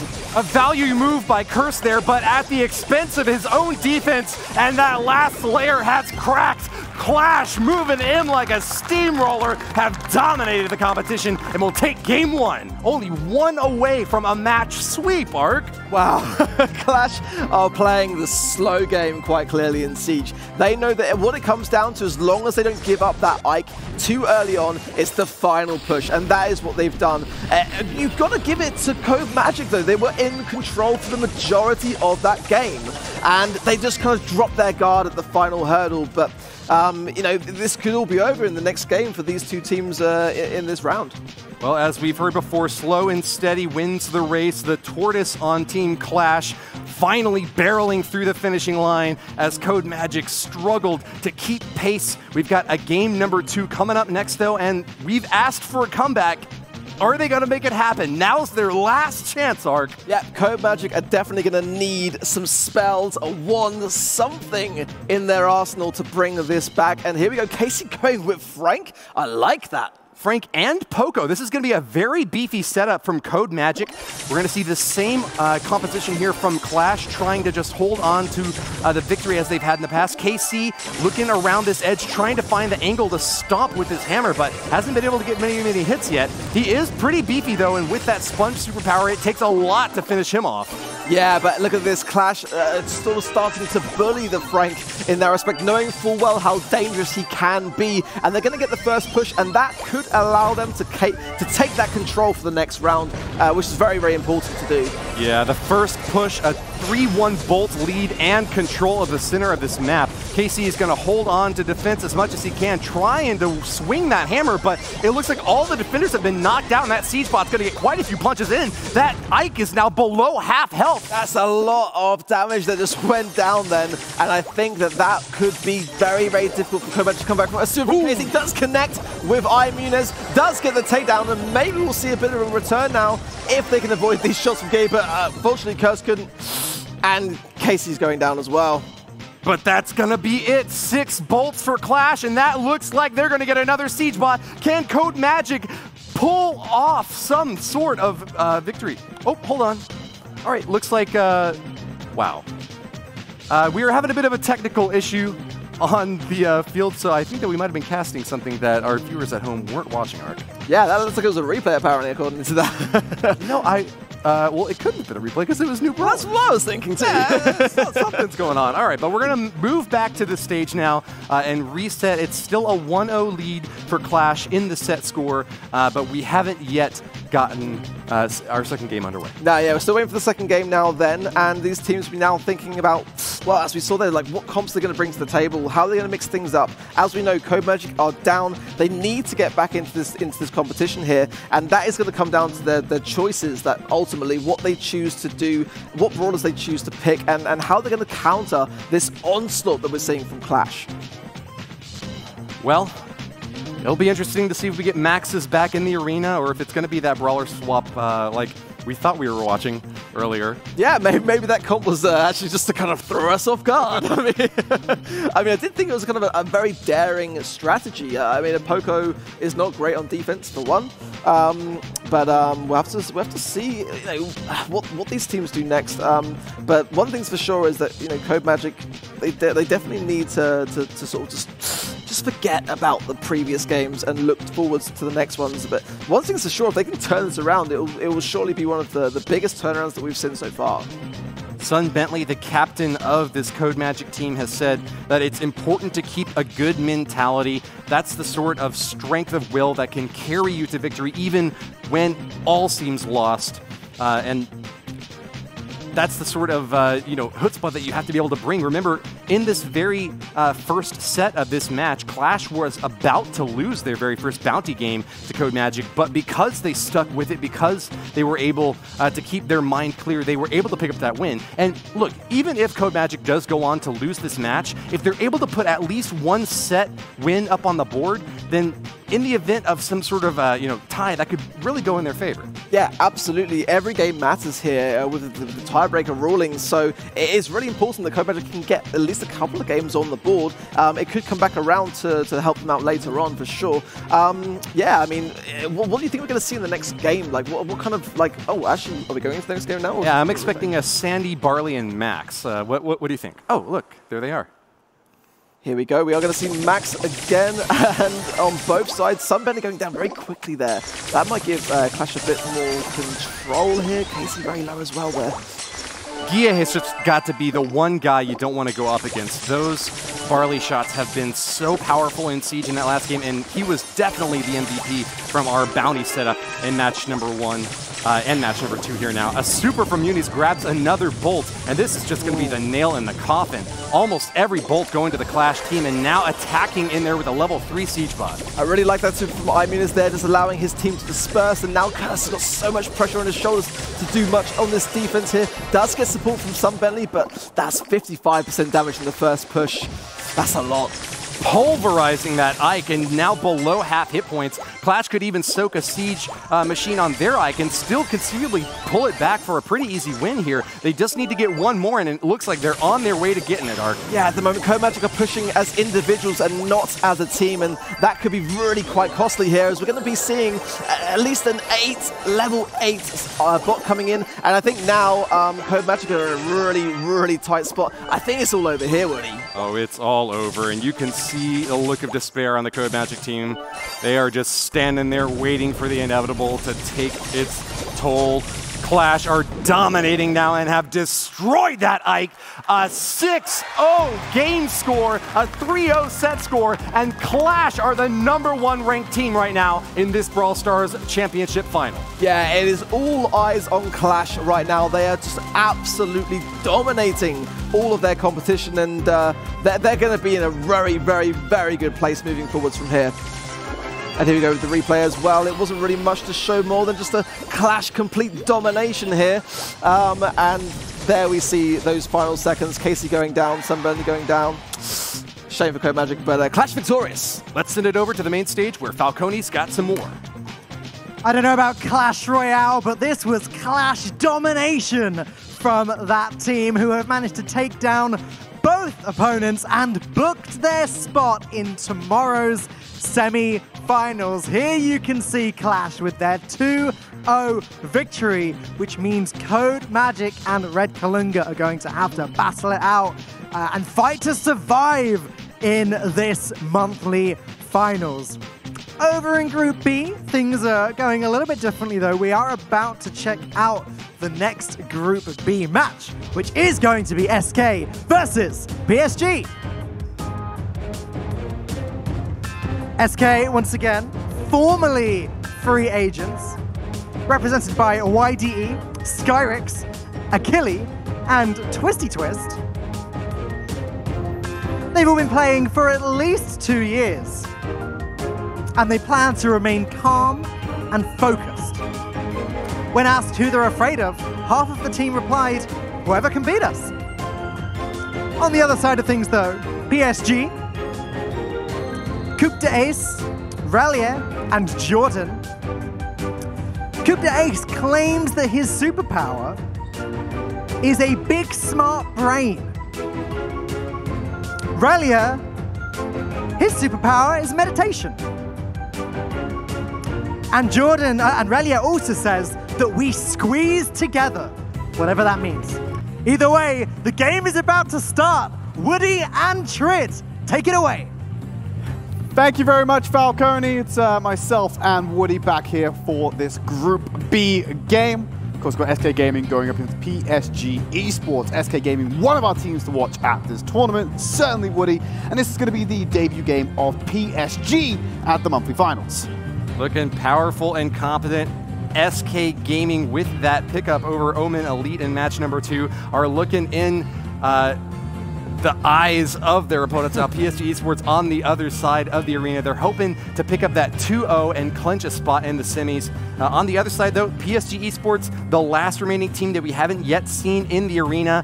It's going to be great to see how they pick up and perform. This organization has done very well in the past, having competed in Brawl Stars and other main esports, but now they're going to be banning Mr. P and Gene once again.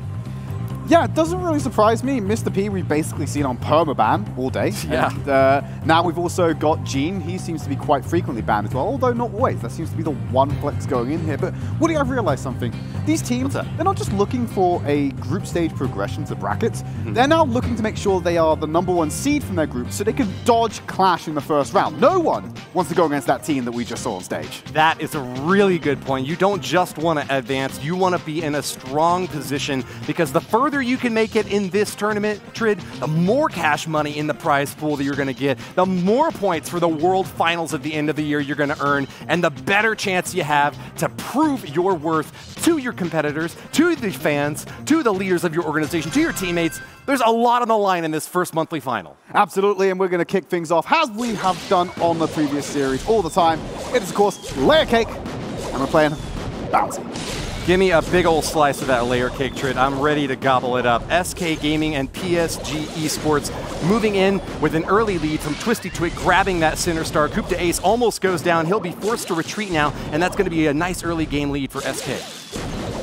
1 star is enough to dictate the control and make sure PSG have to go on the... Oh! Twisty Twig threads the Needle's Eye and finds Code the Ace on the back. Beautiful kill there, and that's going to give them a 3-0 star lead in the first minute of gameplay. Oppressive firepower from YDE, sending in a super now. He grabs the kill on Real Eye, and the kill number 2 on Coup de Ace. Can they get the triple? Skyrex trying to find that kill with the Jordan, so close to nailing it, but he's just out of range after blowing out that gun. Again, Twisty Twig! Oh my goodness, this has been the most explosive start to a bounty match ever in this day of competition, Trid. Well, look at that. Twisty Twig just nailing Coup de Ace in the middle again. He's being out-sniped on every occasion right now. It's so hard to keep up with Jordan. He's going to find his rockets be true and let the rain fall from the sky to clear out some of this cover. Now Skyrex has to play further back or risk taking these shots, just like Coup de Ace is doing. Wow, Jordan really set fire to the rain and got that kill he was so desperately looking for. But with another snipe there, YDE pulling that star lead ahead even further for SK Gaming.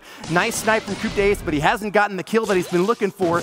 Can they get another one on the board? Only 17 seconds left. And they don't have to look for kills, Woody. It's all on PSG to go on the hunt for them. If they can find YDE, they can really close the gap fast. They just need to get a couple of kills where Twisty Twig seems to be the target. 280 HP, YDE cornered. Coup de Ace is going to find him, brings it up to 9. 13 stars as YDE finds a return kill. Popping from Coup de Ace, keeps him safe. But it's still going to be SK Gaming walking away with the first game win. Really narrowing that lead though, only 13 to 11 at the last second, and only a few hundred hit points on that Brock at the bottom. That was almost a drawn game. Don't count PSG Esports out. They have still got a leg in this fight. Yeah, absolutely, and we're going to be jumping into the second game of Layer Cake very shortly. Excited to see if any adaptations come in. A lot of teams, perfect mirror matchup, playing each other in the middle, keeping in identical lanes as well. The Brock matchup on the right-hand lane, really interesting to watch because it was just a juggling act of who can take the shot and get out of the incendiary fast enough that was both of them were leaving behind. So they had to really be considerate of their movement in that right-hand lane. Positioning very tricky to pull off perfectly, but it's going to be a win for SK Gaming. Now, just like in Group A, where Clash was the nemesis of both their competitors, in Group B, SK Gaming is the nemesis of Code Magic and PSG, or excuse me, of Omen Elite and PSG Esports. And the nemesis is coming in true and being quite dominant right now.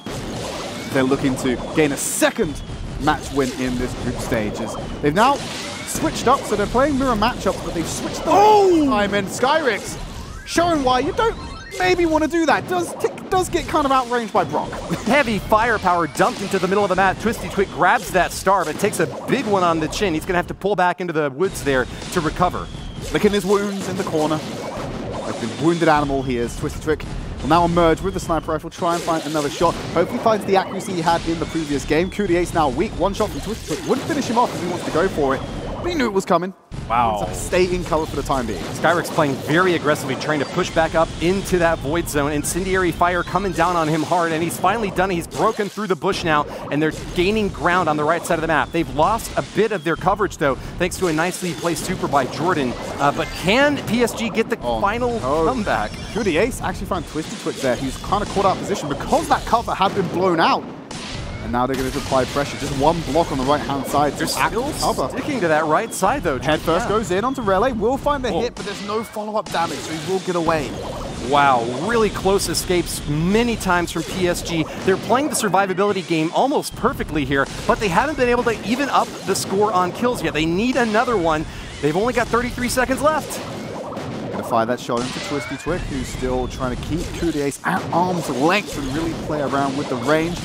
Skyrix coming in for support. It just takes a couple of shots to finish him off. One from Skyrix, one from Twisty Twig. Should be enough to combo out Coup d'Ace. He's getting low himself. Has to be conscious of that shot. Just misses out on it. But they're throwing out mines as they go into the retreat. They have the lead, and they do not want to give up this kill, Woody. Here comes the collapse. PSG falling down, grabbing 2 kills, tying up the game. It's 8-8. That super from Tick does not grab a kill, and this match is going to be tied up. And again, another draw on Bounty. It seems to be the only map we're getting these on just at the last second as well. That final confrontation outside of SK Spawn, really where they were able to equalize. Let's have a look at some replays from that round. Super snipe from Skyrix grabs the first kill there, but they can't keep the momentum up for the entire game. With just seconds left, Jordan gets an epic kill on Skyrix. Twisty Twig for the reverse, but goes down himself, evening things up. Skyrix had literally zero chance there. He was in the corner, sitting on top of a rocket rain from Brock with no umbrella. He was absolutely not going to have any chance of surviving that. So it's very grateful, and I'm sure he's very grateful to his teammate for being able to pick up that sneaky little kill with the sniper at the end.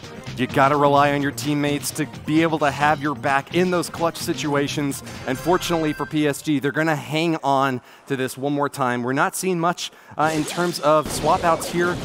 We're still going to have Tick, Piper, and Brock in this layer cake map. I do like that they sent Twisty Twig into the right-hand lane to try and get the double dose of damage, but Coup d'Ace able to blow him up there. Tick mine and also a shot from the Piper, able to finish that one off. So really does go back to bite him in a 3-star lead for PSG early. Grabbing the star in the center. Oh, but a nice comeback there. Twisty Twig killing Jordan, and they're going to get a chance now to grab the center control of this map. Still a 1-star advantage for PSG. But SK Gaming is looking a bit more powerful as we go into the mid-game. Well, they have map control as well. They're really pushing the fight into PSG's spawn room right now. Going to keep firing down the damage. They have a slight deficit, only 1 star between them, 1 kill. We'll swing it back in anyone's favor. We'll start to build out that PSG lead. Unrelenting bombs falling all over the PSG side of the map. YDE just providing shock and awe campaign to support this push. On that right side of the map, though, it's a bit more evenly placed. No coverage for either of these teams to claim. PSG going to claim that star advantage still, but holding on for dear life. Jordan going way far down, and Coup d'Ace not too much healthy either. This could be the chance for Skyrix to get that kill he's been looking for. Popping shots off. He's getting some great incendiary damage. YDE has the head first as well. They tag one member of PSG. They can throw that super in, and if it's not taken care of, they will find another kill. Relay holding on back as strong as he can, but he's starting to get bombs dropped right on his face. There's nowhere left to retreat. Getting in the head first, Woody is going into the left. He has to throw out his own to counter it.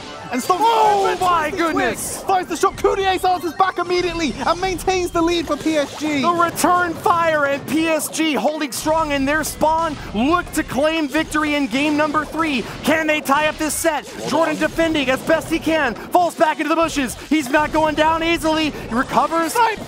Oh, but Jordan turns it back around. His passing gift, granting PSG another kill and secures them the game. Momentum definitely on the side of PSG now, as they've picked up the win in game number 3 and are looking to dethrone SK Gaming. Look at this initial kill into Twisty Twig. Finds the sniper on the left-hand side. And again, finds him in the back left corner. YDE didn't even have to get that kill. I've got to say, Trid, I think this match number 4 has been the best so far today. The give and take between these two teams, so close, and it always comes down to the last few seconds. SK Gaming have really got a difficult matchup here in PSG Esports. They really had me going in the first game though, Woody. Not gonna lie, with SK. I was like, oh, SK Gaming, here to dominate again, I see. And then thankfully we have the draw and then the PSG win, and I'm intrigued. Can we for once get a set or get a match that goes beyond 3 sets? I'm begging you, this is the match to do it. Well, that was the story that got set up by Clash. They took out a 3-0 set score in both their first and second match. It looked like SK Gaming was set up well to do the same, but PSG Esports is not going to go down without a fight, and at least now we've seen a very close matchup. Neither team willing to go for that star in the center of the map, both playing super conservative. Mr. Trick goes forward, tanks him down to 615 from the shot from Piper. Through the ace, the combo coming in from Jordan finds the early kill. They walk forward, they'll get themselves a star to boot. 3-star lead for PSG. Exactly what PSG Esports was hoping for, and look at that Piper super knocking down a lot of the bushes in the center of the map there. And the same again! rock. Wow! Immediately follows up with its own. Oh my goodness! And again! This madman needs to stop! Destruction! And blind shot into the bush. Trudius has to retreat now, so that pressure has been relieved. A nice 2 shots there from Twisty Twig, but not able to get a kill. At least he's able to push PSG back up into their side of the map. They'll gain a little bit of ground control here. 48 HP for Twisty Twig. That was so close to being another kill in through the ace and another star above his name. He's on target, but he doesn't have the range. Oh! Beautiful dodge there with the pop in. Make sure he won't go down to Skyrex's rockets and gets him back to that all-needed safety, but it has so much control. Here comes the head first on the hunt for Rely. And it will force him to take cover as Skyrex gets the first kill. Best Gaming, and again, claims the my goodness! Gets the team kill and swings it in favor of SK Gaming. Slam the door on PSG. They had the lead, but they can't make it through the finish line just yet.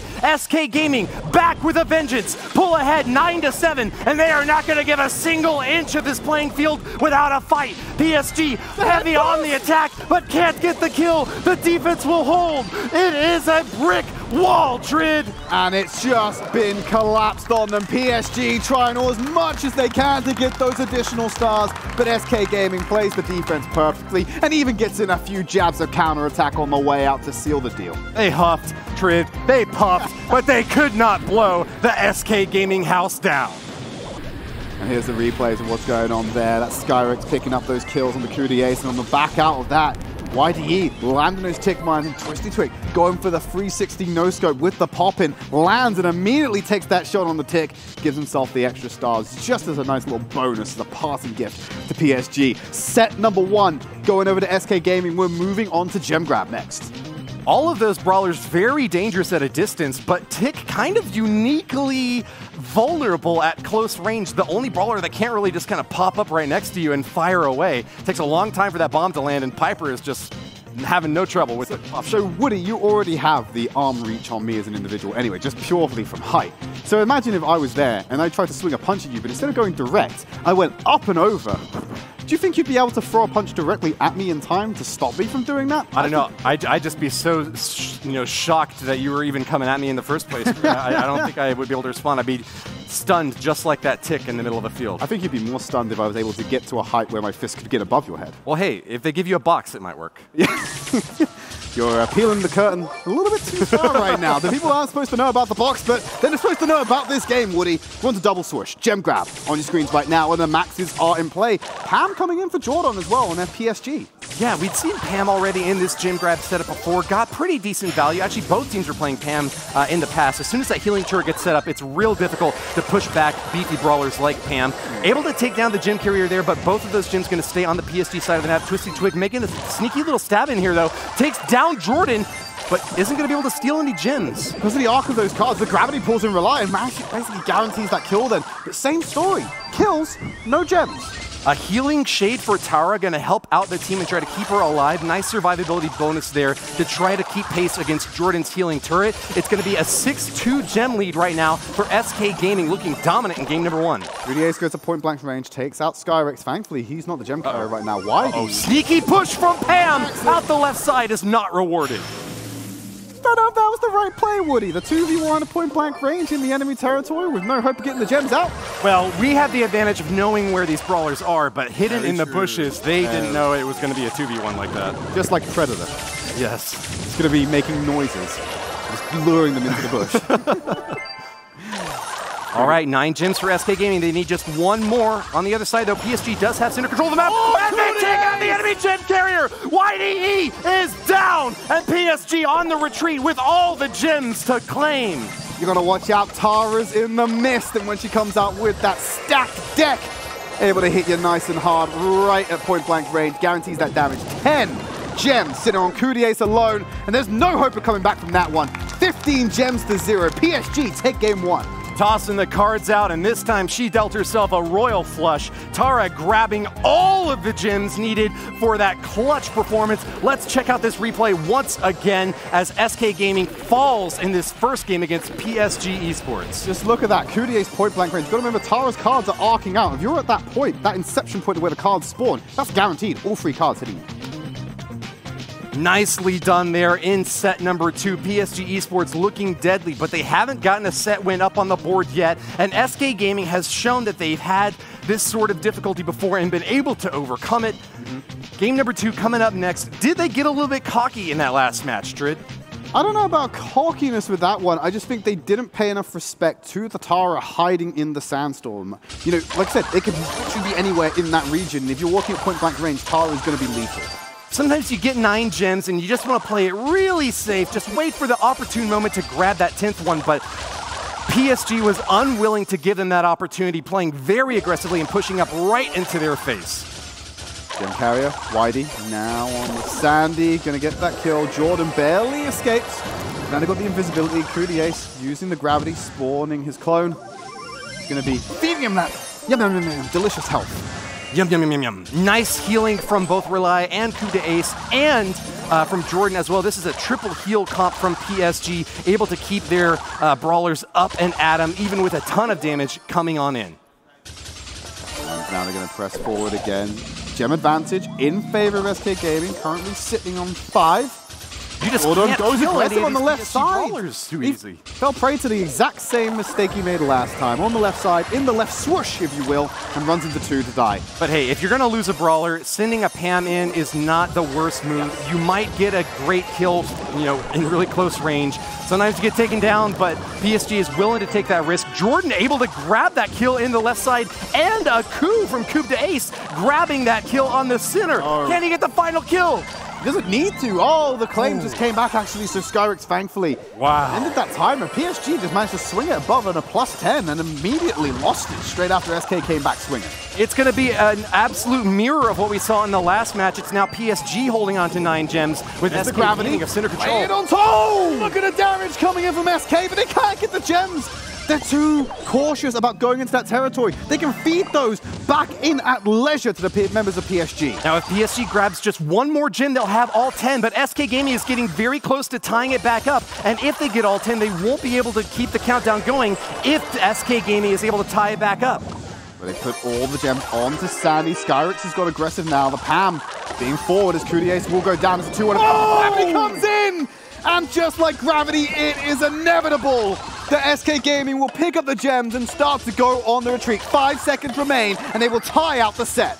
Swing in the hammer, drop the guillotine. PSG has been knocked back, and SK Gaming are looking to take this set after all. Tied out. 1 more game to go. Let's have a look at some replays before we jump into game number 3. The damage from the gravity combos have been absolutely incredible coming out from the Taras on both sides of the team. They've been picking up clutch kills whenever they've needed to. Like a black hole, you can't escape from that Tara super, and if you're caught in the middle of it, you're going to be spaghettified, Trid. Spaghettified? That's actually an officially real science term for what happens when you get sucked into a black hole. Yeah. Spaghettified? Yes. I have to Google that, apparently. Oh, please do. So I've got to say, I don't believe you. Oh, what? Friends at home, you can go Google it right now and then spam the chat, Trid, you're wrong. Yes, because they need to be encouraged to do that more. Oh, yes, of course they do. Double swoosh, game 3. SK Gaming versus PSG. First gem packed up by YD. We rely. just holding off to the side. Doesn't want to take the bait yet. Skyrix will trade some damage out for his hardship of grabbing that gem. But SK Gaming seems to have control despite the spawner pushing them towards PSG. Ooh, nice pressure here from Jordan once again. Not always getting rewarded in these sneaky stabs out on the left side field, but Pam getting some nice damage here and giving Rely a chance to grab some gems in the center. PSG and SK neck and neck in this tiebreaker game. Mama's Kiss being quite useful for Skyrix and the rest of SK, able to heal up when he takes damage from the opposing team. Mama's hug. Give her a hug. Mama's kiss. Mama's hug. I'll allow it. We'll give it. We'll allow it. Same thing. It's affection from Mama. Skyrix going to press back forward again. Rely now using Pam's turret and hiding around, getting that heal in the brush. They do have a slight gem lead, but it's very passive in comparison to previous rounds, Woody. Yeah, very slow. It seems that this is kind of what happens when you get to that 1-1 set score. Both SK Gaming and PSG playing very conservatively, not looking to give up an easy early win to their opponents. And it seems like this game's been pretty slow. They just caught Jordan on the left-hand side with the gravity. That opens up a man advantage if they want to press forward now, but they have to be very cautious of these turrets. Skyrix is really using the angles. I'm getting away from the train. Whitey goes in. He gets he's caught by the gravity on the back end. Those gems are up for grabs, and they're all going on to Skyrix right now as PSG are on the hunt for the victory, and Skyrix will not get out, but the gems will be kept by SK Gaming. Barely able to hold on to those gems. A risky play from the SK Gaming team, almost rewarded, but then almost shut completely down. PSG pursuing their opponents and finally getting that shot. Here we go. Coupe Days throws out a super, doesn't hit YDE, but almost finishes him off. Will he chase? He will. Wow. He's against the backboard on the fadeaway. Will get the cards, but can't claim the gems. 10 in favor of PSG. So SK don't have the time to claim their own. They have to finish off Rely, who's sitting on 10 by himself. If they do not get that kill, there is no way they're going to be walking away with this one, and they just cannot get through the onslaught. They cannot run the gauntlet, and PSG will tie out the match by taking gem grab. Wow. Congratulations to PSG Esports. It's now a score of 1-1. The first time, Trid, that we've seen a set draw between these teams. But this old man's heart just started to beat again, Woody. Brought life back into it by the prospect of going beyond 3 sets in a series. My goodness. Well, you better get your pacemaker, Trid, and turn it on up high, because the adrenaline... Crank it to 11. Crank it up to 11, because the adrenaline is pumping throughout this arena, and we are finally seeing one of the tightest matches of this entire Brawl Stars Championship Monthly Final. We have seen games get this close before, but not in such a big way this year yet, Trid. Absolutely, and we're going to be jumping on to our 3rd set of the match. Real quick, of course you know by now, really, I don't really need to give you an explainer. You know it's going to Siege. It's maybe after the 3rd set, I'll start to really go into the maps and let you know. Got some stats on your screen there for PSG Esports. Nearly 250,000 damage dealt in that last set. A cool quarter for PSG. 18 kills and 14 deaths. So a nice little advantage on that count as well. We've got a 1-1 draw, and going into Siege, it's going to be that nuts and bolts map that you all know and love. I gotta say, Siege has seemed to be one of the more kind of swingy sets that we've seen so far, Trid. It seems like one team either just completely dominates or just gets completely smashed. It's that bolt economy. That's exactly what it is. It's the way the game's designed, Woody. If you just miss out... Boltonomics. What, sorry? Boltonomics. Boltonomics? Are we going to shorten it to that? Boltonomics? The bolt economy. It's all about the boltonomics. Okay, boltonomics it is. It is all about the boltonomics, as Woody has just coined. It's about getting hold of those bolts at the right time, because you can get an early level 3 siege bolt, but maybe you want to hold on to find yourself getting a level 7. Maybe you can get both if you're good enough. SK Gaming surely want to, as they have that early bolt lead. 2 in the pocket already, looking for a 3rd, but Coudier's going to pick that one up. I don't think Twisty Twix will claim it in time.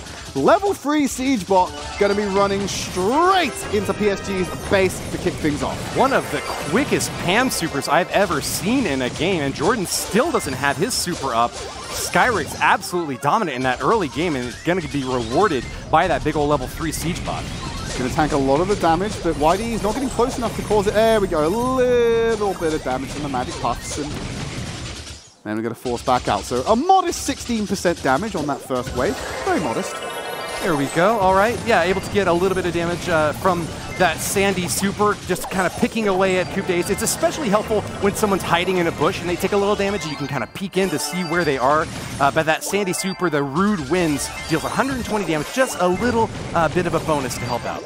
And in the chaos, you saw a lot of barrels rolling around in that right side of the map, but in 2 seconds remaining, looks like that's another siege bot coming in for SK Gaming. 7 to the 3 bolts of PSG. They're going to storm it down the right-hand side. Daryl goes in with his barrel roll to get nice and close up and coop the Ace's face. As Skyrex and the rest of the boys are there, there's all 3 of them in the area. There's going to be heavy damage sustained onto the Ike if they're not careful. Swinging hard and punching straight onto that Ike. It's now below half hit points. PSG have their final chance to get the last siege. 25 seconds from now, they've got a 5-0 bolt advantage. Can they hang on just long enough? And then if they do, can they get that damage in? Trick claims 1 back into the pool. There's the second, potentially the third to try and tie out the bots. They have 15 seconds remaining. It's a 5-3 scoreline, but it looks very much like PSG will be the ones to get the final siege with 8 seconds remaining. It's all about how much damage they could do with that bot as to whether they will walk away with the first game, Woody, because it's 8-5. They sent in Dow to do more damage, trying to get it below 41%. The margin of success just got higher for SK. PSG not finding many lucky spawns with those final bolts, and we've got 15 seconds left for them to get that Ike down below 41%. That's what they got to do if they want to win this match. 9 seconds left. The match is going to be decided really quick. That siege machine has finally made it in. Punching away. Can he do it? Oh no! Just shy of it. The 41% health on PSG will claim it. SK, amazing job to juggle the aggro from the siege bot there until basically, I don't think the siege bot touched the Ike until it was about 30% HP, really cutting down that damage time that PSG had. It's also really crucial to try to keep that siege machine damage coming in on Brawlers as long as you can. Yeah, and as you noted, 13%. Got super low before it finally got some shots off on that Ike. Something else to keep in mind, if you're respawning and the enemy siege machine is coming at you, you can just go walk right up to that siege machine. It'll start punching you, but since you are immune for a few seconds after you respawn, it's a great way to mitigate damage. Oh yeah, you got to make use of the invulnerability that's provided to you after an unfortunate death, shall we say. SK Gaming now trailing in a set for the first time. Oh, sorry, no, PSG. What am I talking about? I'm getting lost here, Woody. I got confused for a second. So let's get a map and find our bearings once again. It's going to be a draw right now to start things off with. We saw a Frank pick earlier in this siege matchup, but it actually didn't play out. Looks like finally Twisted Twick is going to get a chance to show us what a hammer can do. Smashes in and takes down Sandy. That's going to be a 2-1 Brawler lead, and they will be able to hold the center of this map. PSG, they get the first Brawl bot with level 3. It's true. They're going to walk forward here, but they're holding the line quite forward right now. He's going to get the respawn just in time, so it's a good strategy from Whitey. Make sure he really maximizes the time his team has to mount a defense here. Already got it down to 40%. Great hold by SK. That's right, Trade. A forceful rebuke from the SK Gaming team. They've only taken 4% damage on their Ike, and they have that 3-bolt advantage. So I got to say, it's pretty evenly matched up right now. We do have a healing turret for PSG to try to hold on to the center of the map. But wow, some nice rolls in there from Daryl. Not quite able to take down Coop to Ace, but it's getting awfully tight now. 3 bolts on the side of SK, but it seems to be PSG are getting control of the kill. Relay taking down Twisty Twick as well. So that's the second kill in that last engagement. They have 100% control of the bolts. They're certainly going to be having another bot run down to SK Gaming space. And Relay just doing his best to keep that bolt score even so that they don't fall behind. Even with another bot coming in, it's still a 3-3 draw. Just consistent pressure from this PSG team. Even if they're not getting much damage in, it's enough to keep ahead of their opponents and try to get this series tied up. They're going to play very conservatively, Trid. None of them going in to attack that Ike, just content to hold on to those 3 bots and keep mid-control of this map. It's the next siege bot that'll win the game. Absolutely, Woody. I couldn't agree more as they're going to move forward now. Twisted Twick, YD, and Skyrex moves in with the barrel roll, tries to get on top of the healing turret to open up the fight, knowing that there won't be that additional health regen, but Skyrex will still lose his fight. PSG have dominated that engagement, maintained mid-control, and look to build up their bolt economy. And that's going to be it. SK Gaming doing their best to hold on and keep these siege bots at bay. But PSG sending in the third and final one. A quick roll in there from a snappy Daryl does get the PSG Ike down to 90%, but it should be pretty easy to finish off. If it's a good defense mounted by SK Gaming, they could still get away with this one. When you look at far, the bot can't get it. Kudies goes in to try to steal damage. 92 to 89%. If they don't damage it a little bit more, they won't walk away with it. 91% to 89. Oh! Sweep it out with 1% in it. PSG Esports will tie out the set. Wow, a 1% lead. Just a single shot from that Daryl shotgun makes the difference. Trid. And in this game, it is played to the inch. You can't give away any extra damage, and PSG have been vindicated in getting that third and final siege bot, hammering the last nail in the SK coffin for that game. The ball and socket, it's classic. It's a classic esports move. Go for the fist bump to be met with the handshake. Exactly what happened there on PSG. We're getting It's a different perfect angles. way to celebrate for nuts and bolts, right? Yeah, very true. Bolt. Very apt. Very apt, Woody. So maybe that was the plan all along. We just don't know. I'm just not in the head of these players right now. Game number 3, another tiebreaker to seal the deal for this third set. Good. Which team will pull ahead? They both have 1 set win so far, so this is really going to swing momentum hard now, Trid. Early dominance from SK. Despite that, rowdiest is going to get away with the second bolt. Tries to get a third, but he will delay the capture of SK. This might be a draw to begin with until Jordan picks that up.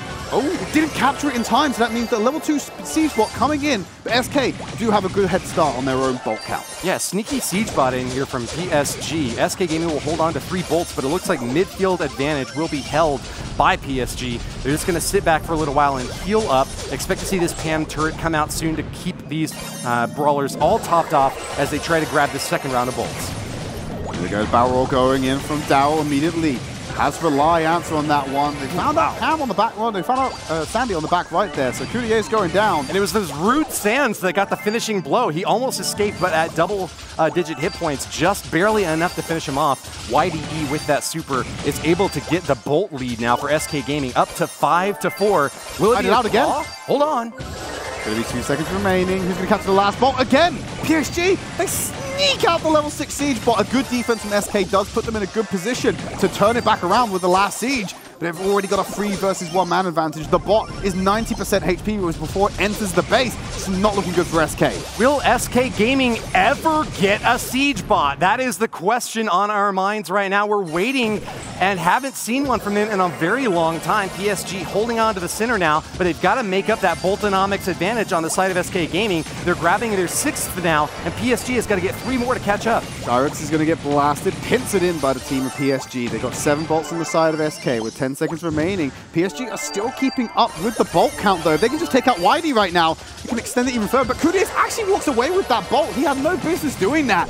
2 seconds remaining. This is going to be a level 10 siege bot coming in for SK. Now or never to walk away with this set.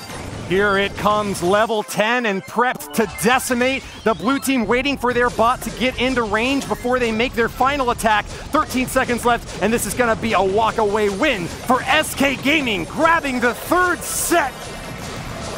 That's nicely done there. 4 seconds remaining. There's no hope of coming back here. SK Gaming taking the match score 2-1, Woody. I'm excited. We're going to get to see a new game type as we move over to Heist next.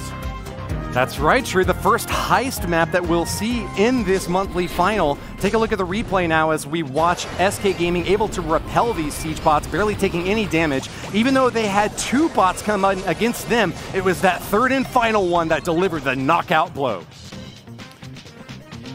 Have a look at the replay again. Not getting the nut and bolt fist bump on this one this time. No, just a fist bump is good enough. Just a regular fist bump. Just a regular fist bump. You don't need anything special. You don't need anything very esportsy to do the ball and socket. 1 minute remains until we jump into set number 4. In case you didn't realize, we're going over to Hot Potato for our heist match. Ooh, keep it up in the air. Don't want to let it land on you, Trid. Well, this series certainly is up in the air at the moment, so you want to keep more of the same. Hey, nice. Hey. Nice mixed metaphors switched into, what do we call that, a segue? Yeah. Yeah. I like it. Very good. Look at the damage out there, though, from SK Gaming. 321,000, but they died more than they killed. It doesn't matter. You got to play to the objective. They knocked down that Ike turret better than their opponents could, and that is what delivered them the win. They'll have to keep that same goal in mind. It's a pretty similar setup here in Hot Potato. You've both teams are going to have that big defensive target to try to penetrate into and destroy on the other side of the map. Just no siege bots this time, and no turret on top. Yes. That's safe. And as you can see, jumping into it right now. Long range map. There is long sightlines here. Could potentially open it up with more diverse hero brawler picks.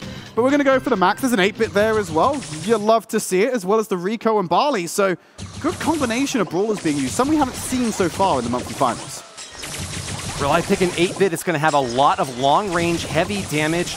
He's got to be careful, though, for those faster brawlers like Twisty Twig playing Max here can really outpace and out-damage if you aren't able to get that hit on her. She moves really fast, so she's hard to target. But, ooh, a nice hit lands there. Twisty Twig barely escapes with his life, but a few points of damage already on the SK Gaming safe. Rely needs to be better at providing that damage onto Twisty Twig if he tries to go around terrain to hit Jordan. Nice reflection there from Skyrix. The Ricochet coming in and taking out that damage amplification turret. Looks like Rely has chosen the extra life star power. That's going to bring him back to life after his first death. And here he comes back down for the count, but not out of it. He gives back up again. YDE moving in to try to get some damage on the other side of the map, but that's not going to be enough to tie it up. It's a big advantage for PSG Esports. Watch that safe go down into the 40s, into the 30s. Not going to get that kill though, Woody, but they have given themselves a definitive lead nice and early into this round. Very well done there. We're going to take it back into single camera mode now as we watch the center of this map be the battleground once again, trying to gain control. Twisty Twig dashes in with his super and is able to get a kill there, knocking back Barley and Max, but at what cost? They're safe down to 20% hit points now and needing a lot of firepower on the other end to even things up. YD playing around his max range on Barley, throws in the last call as well, will damage Coup de Ace, but also deal some much needed damage to that safe to try and close. Here we go, this could be the comeback. He's going in from the side, Max managed to get the damage in, the damage over time. Look at the spray coming in from Rico. Oh! It down, and SK Gaming pull it back. Wow, down 20% to 60, but they knocked all 60% off in that last push. SK Gaming undeniably strong in the first game of this high setup. And there we have it. Look at the damage coming in for the safe initially. There's Max with the speed boost to try and track down Jordan.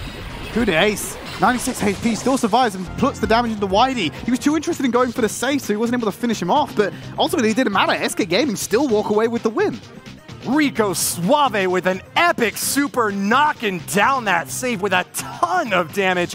Hard to deny such a long-range, heavy, damaging brawler like Rico in that final moment. He sneaks up through the bushes, and if you don't have a big brawler to take those blows, you are going down fast. The King is back at it again, and SK Gaming needing just one more win to clinch this match.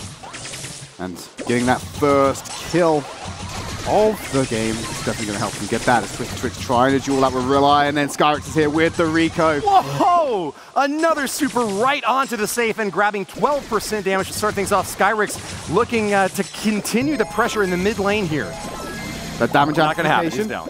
onto Rely is going to help him keep Twisty Twix at bay. As Coup de Ace moves forward, going to blast him out. PSG moving in, heavy damage sustained by the safe, dropping it down to 77%. It seems like PSG is playing a little bit more conservative in this game compared to SK Gaming. They're not quite willing to make that all-in play, but they're not really going to be rewarded much by it. Instead, they're going to be taking a ton of shots on their own. YDE dropping a super. Now is PSG's time to return fire. Can they get the damage in? A nice super setup by 8-bit there is able to equalize. SK Gaming barely holding on, but they're falling behind now at 36% health on their safe. They've got an open safe right now. Damage is coming in. Jordan, if he can deal some more damage to YDE, he might get away with the last call. They're going to do it. I think PSG That's it! The set. They just have to hit the shots. Max will do just that. And PSG are kept alive not only in this set, but in this match by that play. Another super close game. These have been really lightning rounds, Trid. These players not going for the defensive edge much at all, instead pressuring very hard and getting rewarded for it this time. SK Gaming not able to deliver the final blow on a 22% health safe in the end, instead taking the last shots themselves. The excitement on the face of the players should tell you how they're feeling right now. Momentum's good, morale's high. That's exactly what you're going to need to walk away with this set and force us out to our first set 5 of the monthly finals. That's what I want to see, Woody. Could be, yeah. This is the most important game that we've had so far this month. A win here for SK Gaming means they win the match. A win here for PSG means that the field is completely reset on a total equalizer to send us into the final tiebreaker. Absolutely, and no one sustained damage until Coup de Ace volunteers to do so by walking into the pool left behind by Barley's bottles. And now he's caught a little bit of a between a rock and a hard place. But very low members of SK Gaming. Twisty Twig going down low, 280. Skyrix as well, but it's actually Coup de Ace first to go down. Oh my god. They're wrapping around. They might just go straight for a base race. SK Gaming is far ahead right now, Trid. Take a look at this.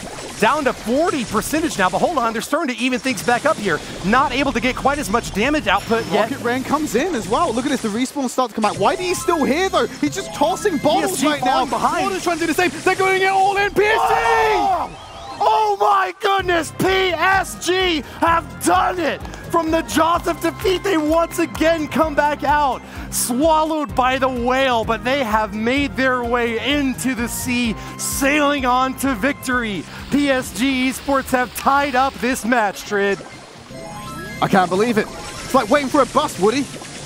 None of them turn up, and then they all turn up at once afterwards. And we're going to see that set number 5, Brawl Ball, finally graces our screens.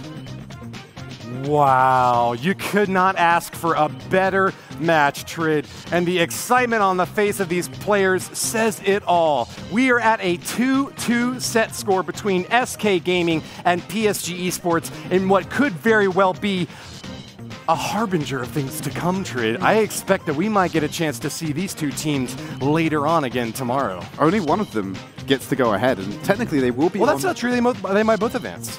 Allow me to finish. Only one of them gets to go ahead on one side of the bracket each. So let's say they're both going to be split. Regardless of who comes first and who goes second, they will be split on the bracket because of how the seeding works. Which means that if they both win their semifinals, they will get that rematch in the finals. I agree with you. And Thank you. I think that we agreed more than we thought that we did. Yes. Yeah, we're both on the same page here. Absolutely. They might be facing off again in the finals tomorrow. Yes. That's all I'm defending. Right? I wasn't attacking that. Is that how that bracket works? All right, that is how the bracket works. Let's get into set number 5. It's going to be Brawl Ball, just like you mentioned. For any of those who are tuning in to see Brawl Ball for the first time, it's very much like football, as the Europeans might call it, or soccer for any Americans who are up early enough to watch the show here today. If you call it soccer, you're wrong. Let's just put that out there straight away. Well, 2 goals is enough to win it all, or just 1 and counting out the timer. You can see these barriers are set up here to make it a bit more difficult to get the ball in the goal. Neither team yet going to grab onto the ball, instead trying to grab control of the middle of the map. Speed boost given over, but nothing really done with it by SK. And so they're going to try and make sure that they keep it going. Here we go. Going in with the spin to win for Jordan. Going to pick up the kill. And now it's an open field. Nice passing. Jordan, open goal. And it's PSG to kick off this round. Send it straight in. That was a magnificent play from PSG. Almost underwhelming performance from SK Gaming, given how strong they've been playing so far this match, and then just getting team stomped on by PSG. A 3-0 pickup. PSG now holding on to the lead, just have to play it safe for another minute 30, and they'll claim victory. Speed boost, trying to walk around, find the angle, plays it off the board to free himself up to deal some damage, to rely and apply some extra pressure. Also, while they're waiting for Frank to pull himself up here to get himself against that fence, they still got control of the ball, playing around in the sandstorms. Going to have that protected pirouette move forwards, cleans up Skyrix on the back line. Trying to blow open the cover. He does that, but he couldn't stay alive long enough to get the shot in afterwards. They don't get the shot, but that will be a leg up if they do manage to get the ball back over on the left side of that map. With that barrier down, it's a lot easier to claim victory. PSG looks like they were playing a comp that was designed to win in overtime, not any way to knock down these walls, but nevertheless, it looks like they're going to do it. Hold on, that super from Carl was preventing him from picking up the ball. Doesn't matter, he still gets away with it. Woody, PSG pick up game number 1. They are 1 game. They are 2 goals away from walking away with this match. SK Gaming was single digits away from walking out of this match with a 3-1 victory in Heist. But with their first loss in Brawl Ball now, they're very close to losing the whole thing. PSG Esports is a team that you can never count out. They are coming back with a vengeance and just need to put 1 more on the board to win it all. Jumping into that match very quickly. SK Gaming still looking composed though, Woody. Don't seem to be defeated, at least physically from the outside of what's happening so far. So I want to see them go in, heads held high, bring this back open and make it go the distance by winning this next game. By picking up 2 sets, SK Gaming has guaranteed that they will advance to the semifinals tomorrow. But as you noted earlier on in this match, it's all a question of whether or not they will be in 1st seed or 2nd seed. A win from PSG is going to really insulate them and ensure that they get to go up against the 2nd seed from the other group. They definitely don't want to go up against Clash, dominant in both of their matches today. Incredibly so, and Twist Twig actually exposed himself despite being low, giving away early possession. Cooney Ace doesn't get the angle to have the pass around the corner. Oh, wow. Can Whitey grab it? Yeah, he wants to try and move through, but Twisted Trick clears him out. Jordan has control of it. The damage isn't there fast enough, and Jordan walks it in. PSG take a 1-goal lead. One more gives them the match. This could be the final 2 minutes of SK Gaming's meteoric rise and spectacular fall. PSG Esports looking to deliver the final blow here. The coup de grace, you could call it, as coup de ace moves in for the final kill. A total domination. And it's so clinical. PSG stopped what could have been the juggernauts in the form of SK, and they will go 1-0 up in their group currently, and they finish out SK's record with a 1-1. So well played by PSG. They were behind in the set score, but managed to pull it back in those later games. Look, if you've got an advantage in Heist and Brawl Ball, you really just got to hold on through those early sets to make it to the end. SK Gaming definitely looking to try to grab that early win here, but not able to pull it off. It's all in the hands of PSG Esports now to try to move on undefeated. They'll be going up against Omen Elite in match number 6 later today. It just didn't have the damage right there. Someone who has tons of damage, though, our host, Falcone. Now that is what we have all been waiting for. That was a Brawl Stars match to remember. From the 1% victory earlier on in Siege to the domination that PSG laid down in Brawl Ball. That's what we've been waiting for. Let's have a look at the groups and see how things are shaping up, as SK did get a win earlier, but now PSG have come out and they themselves have found a win too. So Group B looking a little bit more interesting than Group A for now, although we are going to give Group B a little bit of a break and get back to Group A, where we have two teams who have both already been taken down by Clash. The question is, how will they do against each other? As we have Red Kalunga, represented by Grigul, Kader, Parzival, and a Camphanate. Grigul likes to surf in his free time, and the entire team have said the biggest strength they have is that they trust each other, despite the fact they've only played together for 3 months. On the other side of things, once again, we have Code Magic, Sun Bentley, Cursed, and KC. Now, Cursed is a Norwegian player, one of the very few that we have in Brawl Stars, and himself and KC have recently been pushing really high on ladder together. Jetton, unfortunately, could not make it here today, but he did say that he wanted to spend his prize money on, well, wasting it on whatever he could think of, so maybe it's for the best that he didn't make it. Anyways, the game is about to start. Trit, Ark, take it away. Thank you very much, Falcone. Yes, I'm joined by Ark. We had a quick substitution on the desk here, and it's going to be me and him who takes you through this game number 5, or match number 5. We keep the terminology correct. And Ark, this one's a bit of an important one for both of these teams. Oh, absolutely. Both of these teams have not been too successful today, so they really, really need this victory, because whoever doesn't win this game is going to be going home. Well, not straight away. We'll keep them around for tomorrow. They can in the car to the airport right away. We don't mess around here. The show must go on, and it will go on without them. So all to play for here. We saw our first 5-set match. Pretty jealous, aren't you? I was really, really jealous, but I mean, you called it first. You wanted to see it. I think you earned it. Yeah, all right, we got it. And hopefully, maybe we can provide some kind of wish fulfillment here. Maybe this does go the distance. This does go down to the wire, because Clash seem pretty dominant. They might be in a league of their own. That's to be determined tomorrow. These teams might be a little bit more even. Yeah, I mean, this is the thing. We've got some bans coming in here as well. Yeah. We've got Max and Mr. P again. Both of these two brawlers today have seen a lot of bans, and I can see why. Yeah, Mr. P, I believe, is just generally pretty strong. Let's not kid ourselves, right? Yeah. And then Max has amazing value with that added mobility you provide to your team. So there's a lot to play for by taking those off of the field. You know, we've seen a couple of Gene bans today as well. So Gene's going to be available. Quite a strong pick depending on which map and archetype we go to. There's still some good options available. Yeah, absolutely. With Gene now on the table, I think that's going to change up a lot here. Unfortunately, Jetty is actually not available to be here today for Code Magic. It's actually one of the best Genes in Europe. But nonetheless, Code Magic are very, very competent at using Gene, so I think we can pretty much safely say it's going to be on the cards. Yeah, so Gene's not going to be there. Oh, Gene could be there, sorry. But it's just their Gene expert, however, just not here, as you greatly highlighted. Layer Cake, if you've not been watching, is our first port of call on the bounty map archetype, and you should be familiar with the other two, but we'll recap them as and when we need to. Layer Cake provided some great play. Very passive at times, especially to start with, but we've seen explosive reactions based off of the early stages. Oh, and we've seen some amazing reactions at the end stage as well with that fantastic snipe that we saw earlier from Guille today, and some very quick turnarounds, and hopefully Code Magic have had a chance to kind of put that in their past, and hopefully they can come back and give us a really, really good show here. And Bounty is always my personal favorite game mode. I'm not gonna lie, it is one that I've always had a really, really soft spot for, although we do see some draws from time to time. It nevertheless, for me, just remains to be that kind of that game mode that can just anything can happen and they can all change at the final second. I'm more of a showdown warrior myself. Oh no! I train in the dojo and I go into the showdown solos. Mano, imano, because there's a lot of people there. Just when I thought we could be friends, Shred. Oh no! Have I gone down a few pegs in your books now? Is that what's happened, huh?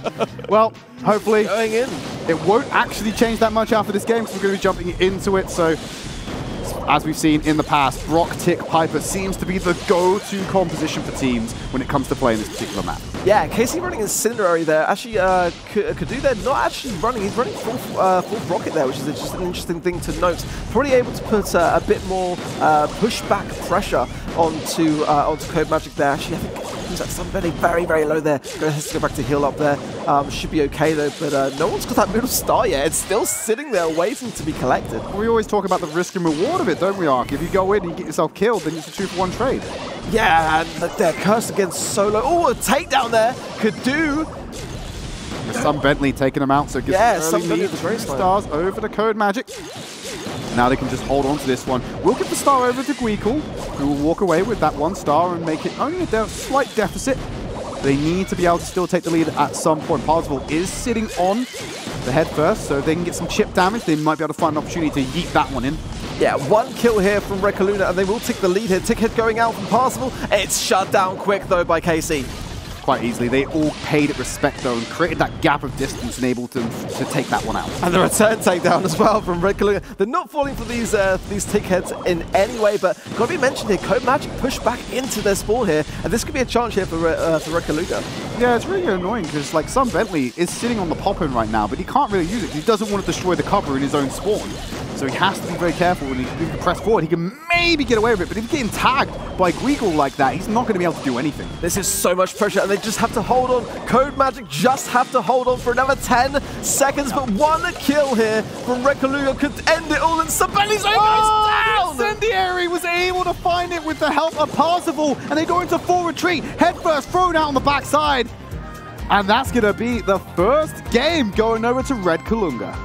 Oh my goodness me. It was a really, really tough spot there for Code Magic. They were pushed back into the spawn at a very early stage in that end game process. And when that happened, it was really only a matter of time before Red Kalunga were just able to get the pinch, and then we see it in the replay there.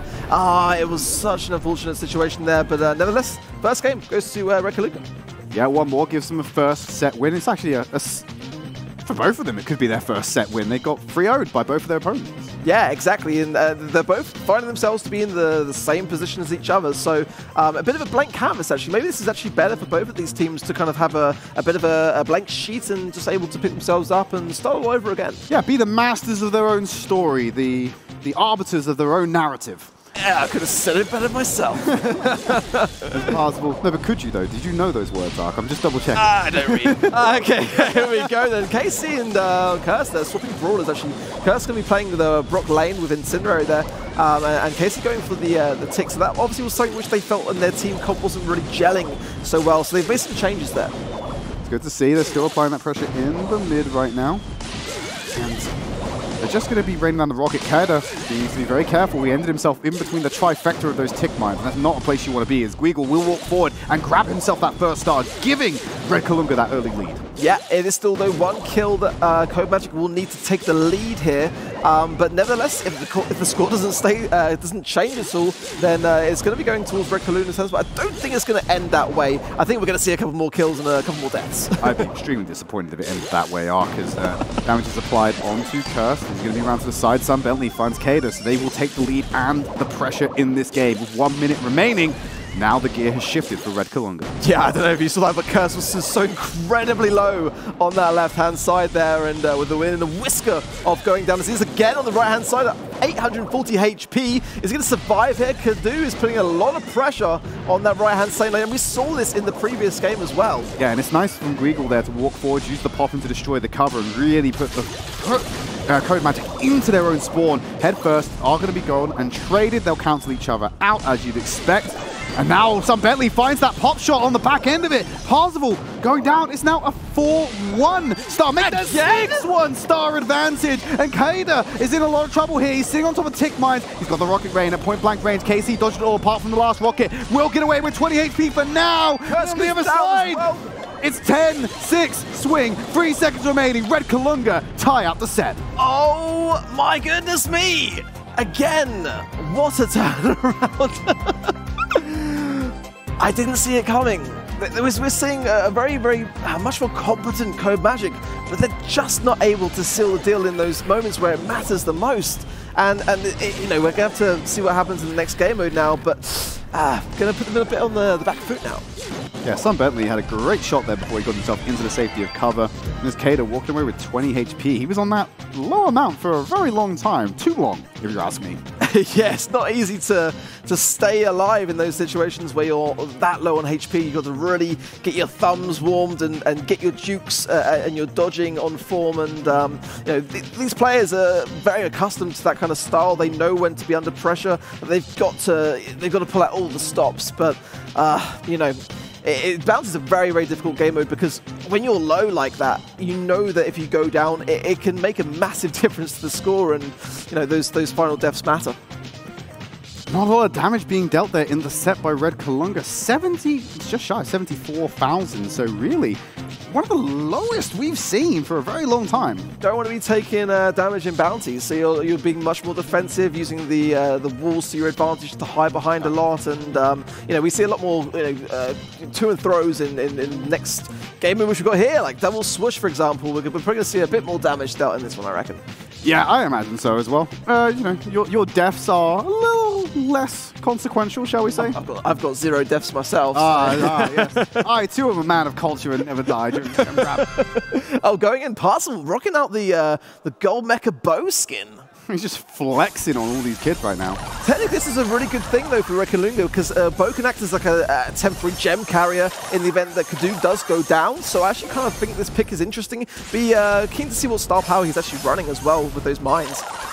Well, Sun Bentley picks up a gem. Doesn't want to go for the second one. Not biting off more than he can chew, as Percival just using the shots to keep them at bay, keep them arm's length, but not committing to anything just yet. For Sun Bentley. Hard!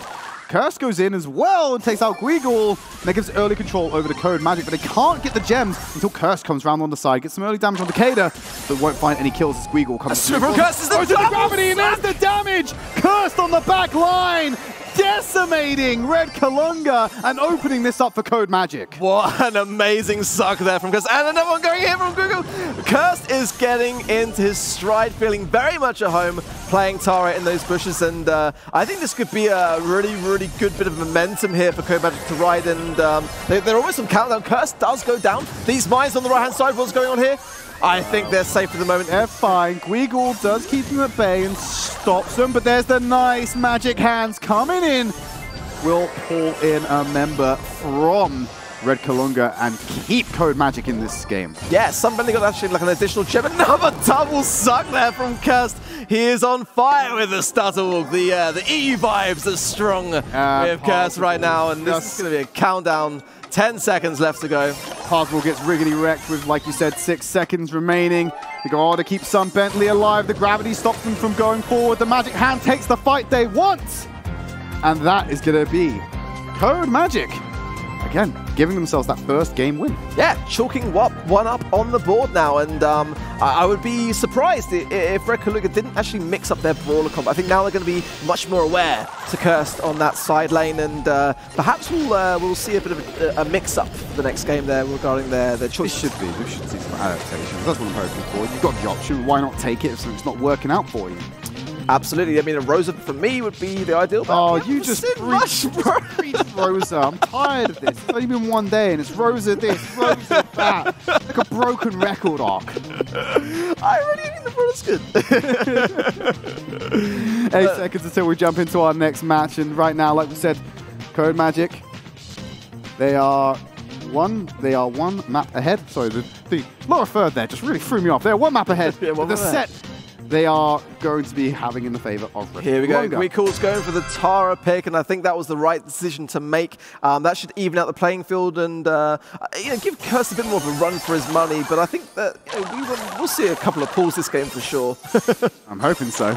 Well, Parzival walks forward, gets some damage, building towards a super of his own. Sun Bentley with the gem lead, 2-1, gets some damage on the back end of that one as the spread perfectly timed around the terrain to spread in and really get behind that cover. It's a really strong strategy to spread out on this particular map, and all these players are very, very keenly looking to see when their opposing teammate needs that support. And Parzival, his super, this is going to be devastating for Sun Bentley if this connects. Just needs to find a way to get it. He's looking for Sun Bentley to give himself that edge. Now, Sandstorm will provide some additional cover and safety for them to walk in and grab these gems. KC's going to walk out the other side. He's going for the kill on the one gem carrier. Good support from Kada, but Curse comes in to finish him off. While that's going on, though, Code Magic, they're still collecting the gems from the center. Yep, still carrying out that the most important part of this game mode, carrying out that objective. And I think that they've got a very much more aggressive style this time round in gem grab, and a pull there is good as well, taking it down 3-2 players on the opposing team. Suck there from Weekool though is good, giving some gems to Red Kalunga. Yeah, but still a definitive gem lead in favor of Code Magic. Sun Bentley needs to be sought out and taken out by Parzival's magic hand. If he can find that hand true, they can swing this back in their favor quite easily. Oh, a pull here on Sun Bentley would give them the countdown, and that would be a very, very difficult place for Code Magic to come back from here. 2 gems just giving the tease there for Sun Bentley. He now gets the pull on Parzival. How are you supposed to pull him into the team if the gap's been closed by somebody else? They're going for the fight indeed. Gets the gem exchange as Kada will walk away with the Sandy on a 6-stack. Yeah, I think it was Curse that went down there, or Casey, and dropped some gems there, giving a bit more of a level. Oh, I'm stuck from Curse. It's good. 6 gems on the right-hand side, all for the taking, and Code Magic are on countdown yet again.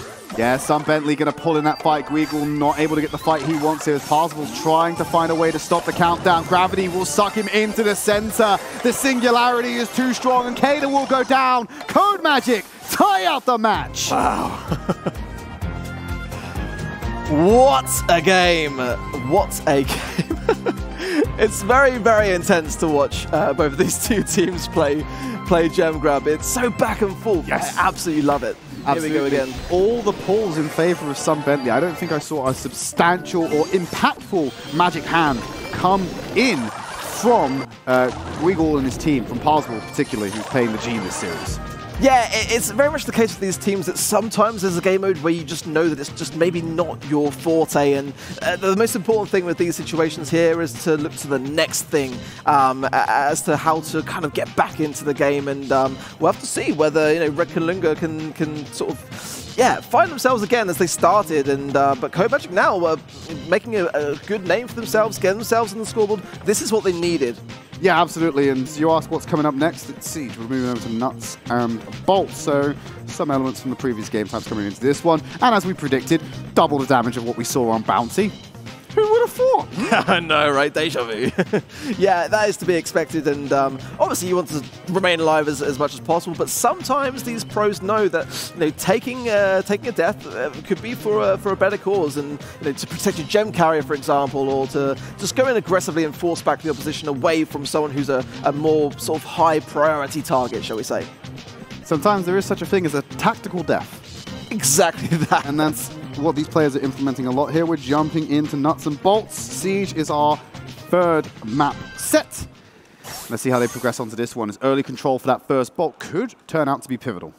Yeah, absolutely. Somebody rocking the max pick. I think that's a really, really good choice. Squeak a bit late to the party here. That might be costly for Red Kalunga here. If well, it looks like it definitely is going to be getting. There's no second guessing about it.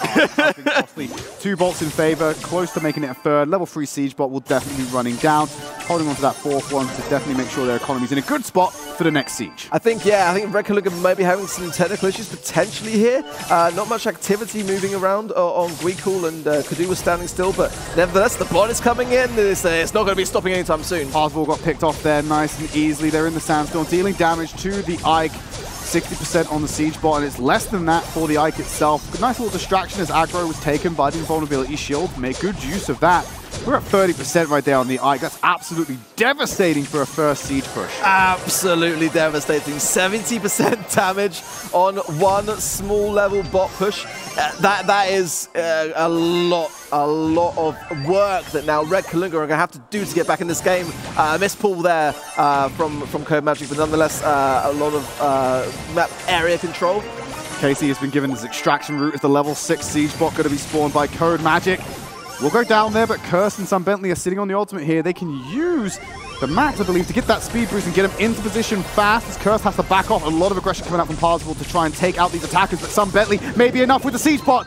And that's first game going over to Code Magic again. Code Magic are on fire at the moment and have that momentum. It's going very well. One thing to note here that we need to address. Don't correct me if I'm wrong, Ark. Max was a banned brawler, was he not? Was she not, sorry? I think you could be right, Trid. So the fact that Code Magic actually used that banned brawler, and you're going to get a reminder on screen right now, means they actually forfeit that game despite their impressive performance. So actually, Red Kalunga picking up a game win there instead. That is a bit of a turn-up. It's one of those things where you've got to be very vigilant. I didn't notice it myself. I was too involved in the action. I was excited to see Max. These errors won't happen. You assume that it will just go on. It's just normal. Yeah.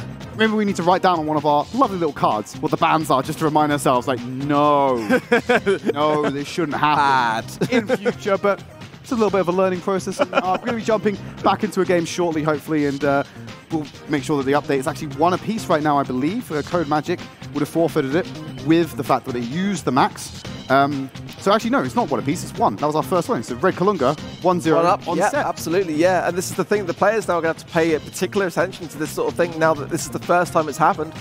We can see now that, you know, you've really got to be quite careful on where your fingers are pressing on that iPad and making sure you're getting those right options. But here we go again, we're going to see Double Gene. Double Gene, so correct strategy being implemented here. Let's see what happens. Bake Cell Barley skin, I love that skin. You love the barley skin? I love the Bake Cell Barley pies? I think we might have to do a bit of a cosplay one day, Trid. I think that'd be... I can't imagine something more horrifying. Never mind.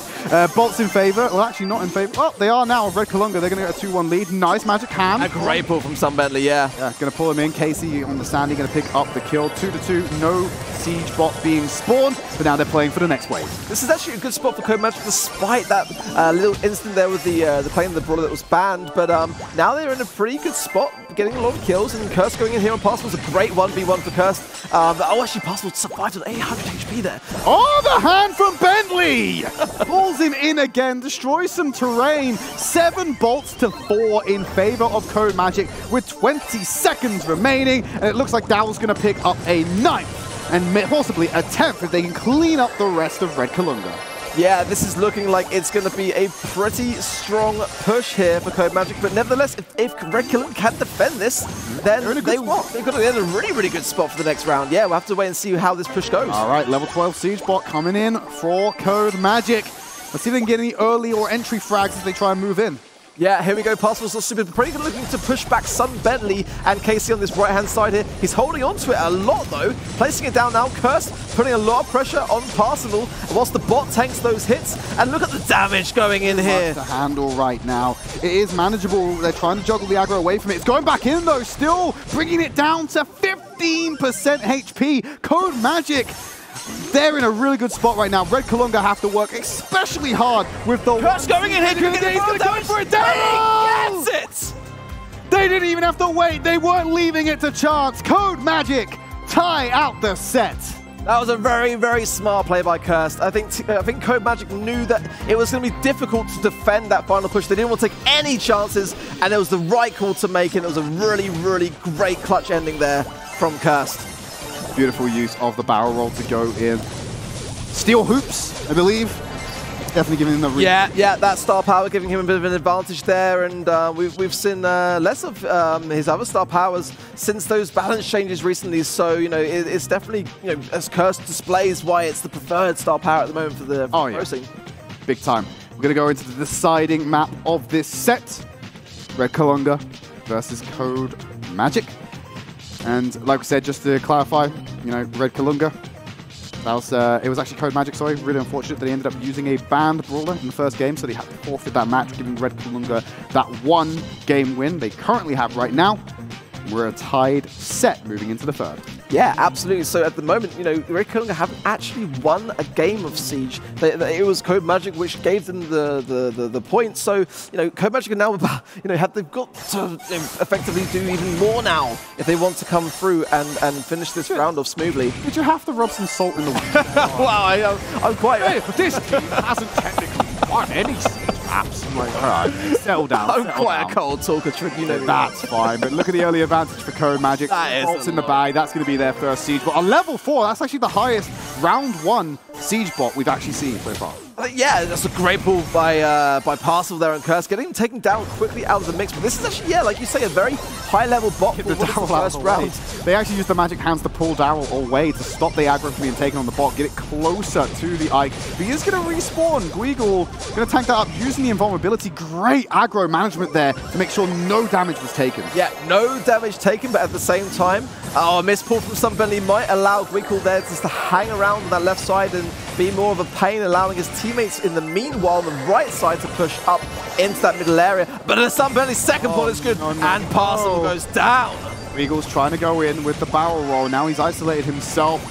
Bolt advantage still in favor of Code Magic, and they will be spawning a level 7 Siege bot to the 1 bolt of Red Kalunga. It's not looking good for them. It's not looking good at all. This level 7 bot, if it doesn't finish the game here and there, it's only going to be 3 bolts in the bank for the next goes round. Down. Vader going to have to try and juggle the aggro before the invuln comes up. Nice bit of damage coming in, dropping it down to 80%. That might be enough for Code Magic to walk away with the win, especially considering they're holding on to bolt control. Absolutely, and Code Magic now know that they're going to be looking to be really aggressive at Curse rolling on the left-hand side, pushing back a double takedown, whilst the Sunbelly pull is good as well. It's got to be Code Magic now, surely. Oh, Lordy Arc, it's all ogre for them. 7 bolts, going to make that an 8th, and it's still ticking up. Red Kalunga will not get the last Siege, so the only way they can possibly win is that they get some damage. Perfect defense, but what a hook! What a hook! It was really well spotted, actually, because that's all that Red Kalunga can do right now is go for damage. And what an amazing display of skill there. Code Magic on that shutdown, and it's going to be a guaranteed win. Code Magic. So Code Magic take Siege. Take Siege, take the 3rd set, forcing us out to set number 4, and they are at match point. Moving on to Heist. Yeah, this is much, much more competent Code Magic. They found their pace. They found their stride. They're vibing. They're vibing. They're a bit late to the party, but they brought a nice array of drinks for their friends. Drinks for the friends. Non-alcoholic. Juice boxes. Yeah, exactly. Here we go again. Those replays there, rolling in. Curse in the case again. Take down that was a great pull there from Sun. Guigul just trying to get that roll across the river for that additional damage, the only damage that they could get, and just plucked out thin air. Yeah, makes it look easy when he just grabbed him. He plugged into the Matrix, just saw a code for a second. Was like, got him and pulled him in. We've got 40 seconds remaining roughly until Red Kalunga and Code Magic jump in to their set number 4, which is Heist, Hot Potato, Red Kalunga. This is their lifeline right now. They do not win this set. Their run at this particular monthly final ends. But of course, the monthly finals run throughout the year. They're going to have plenty of occasions to climb up through the in-game challenge, climb up through the online qualifiers, and be back here in Katowice, Poland to represent LATAM South in the future months. Yeah, exactly that. Any of these teams that you see here today may well be back in the following months to come. And here we go, going into Hot Potato next. One of my favorite maps. Oh, wonder why. Is it because you want to play Rosa with all the brushes? Just reminds me of food. Oh, okay. That all it takes? So I bet you're a massive fan of layer cake as well, aren't you? Oh, yeah, actually, yeah. But I'm not really a sweet kind of guy. I like the raw carbs. I like the straight starchy goodness of a potato.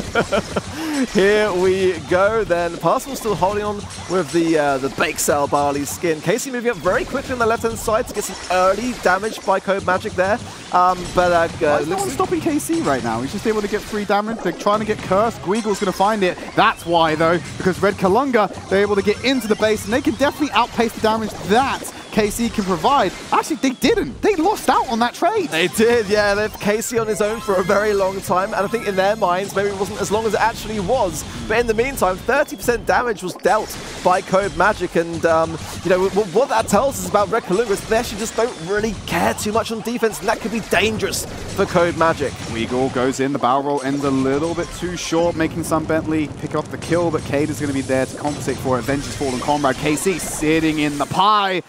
And it's going to be Curse to pick up the kill on the Kader. Surprised Curse survived there, to be honest. He did a great job. I mean, many others would not. And down goes that booster there. That star power for 8-bit that Curse is running, not running extra life. That just range on the damage boost is unreal. It's really disgusting. That can be super oppressive if positioned correctly. Look at this damage coming in, though. Kader's just taking long-range shots. Weagle goes in with the barrel roll to get himself in range. Look at this damage going in. He dropped it down to 19%. This was the play that Red Kalunga were looking for. Yeah, it really was. And now really Code Magic have to return and end it here because there is not much left on their personal defense. Save 19%. And again, this is not really enough of a push for Code Magic to do much about. They're going to have to retreat here. Yeah, look at the wasteland that was once this beautiful Potato map arc. So much of the terrain has been destroyed, cleared up. The Rico coming in. It's over. And look at the final bit of damage coming in. There we go. Red Kalunga clap back. Yeah, and if they can just win the next game, we're going to be going to Brawl. Imagine a world, like I said, it is the boss analogy. You don't get any, and then all of a sudden they all come through at once. I think it's the luck that you're giving and exerting. Oh yeah, because I'll disappear for the next game, and then all of a sudden it'll be a 3-0 sweep again. Spoiler alert. Yeah, so I've just consulted the script. Yeah, that's exactly what's going to happen. I mean, you know, again, Code Magic now, they need to realize that Red Kalunga, when it comes to heist, they don't care much about defense, which means they're going to have to probably adapt similar strategies themselves. They're going to choose a brawler which, Barley, to be honest, doesn't do the most amount of damage was left on his own. But, you know, yeah, I know a brawler that might do a little bit of damage. There we go. I don't want to step on your toeser. Does it sound something like that? Possibly. Okay. Unbelievable. Jumping into that game real quick. Shouldn't be much longer. Red Kalunga versus Code Magic. Code Magic at series point right now. And just a reminder of those bans, Mr. P and Max are out of the play. If you see those brawlers being played, we got an issue. If you see those brawlers being played, be sure to let us know. Smoke signal will work, I imagine, depending on where you're based. Oh, there's some double Brock here. Yeah, Sun Bentley getting tagged. So the Brock mirror match coming in between Kader and Sun Bentley. KC going to throw out a couple of the mollies and try and make sure that there's some damage coming in. Just a nice bit of tag, and the Incendiary is going to get that tick damage after, which is a nice bonus. But Curse finds Weagle and opens it up right now for Code Magic to come in on the offensive. Yeah, both teams here looking like they're going to have to put a lot of pressure on each other. Oh, the rolling from Curse, and that rolling reload star power coming into full effect there. So much damage there actually dealt. Yeah, that save is down now to 59%. Great start for Code Magic. The Dowels waved at each other as they crossed lanes. They're like, okay, I'm going to your base, don't mess it up too much. And, you know, I know who got the better of that trade. It was definitely Code Magic. They had support from the team. Guiggle was very much a maverick in that endeavor.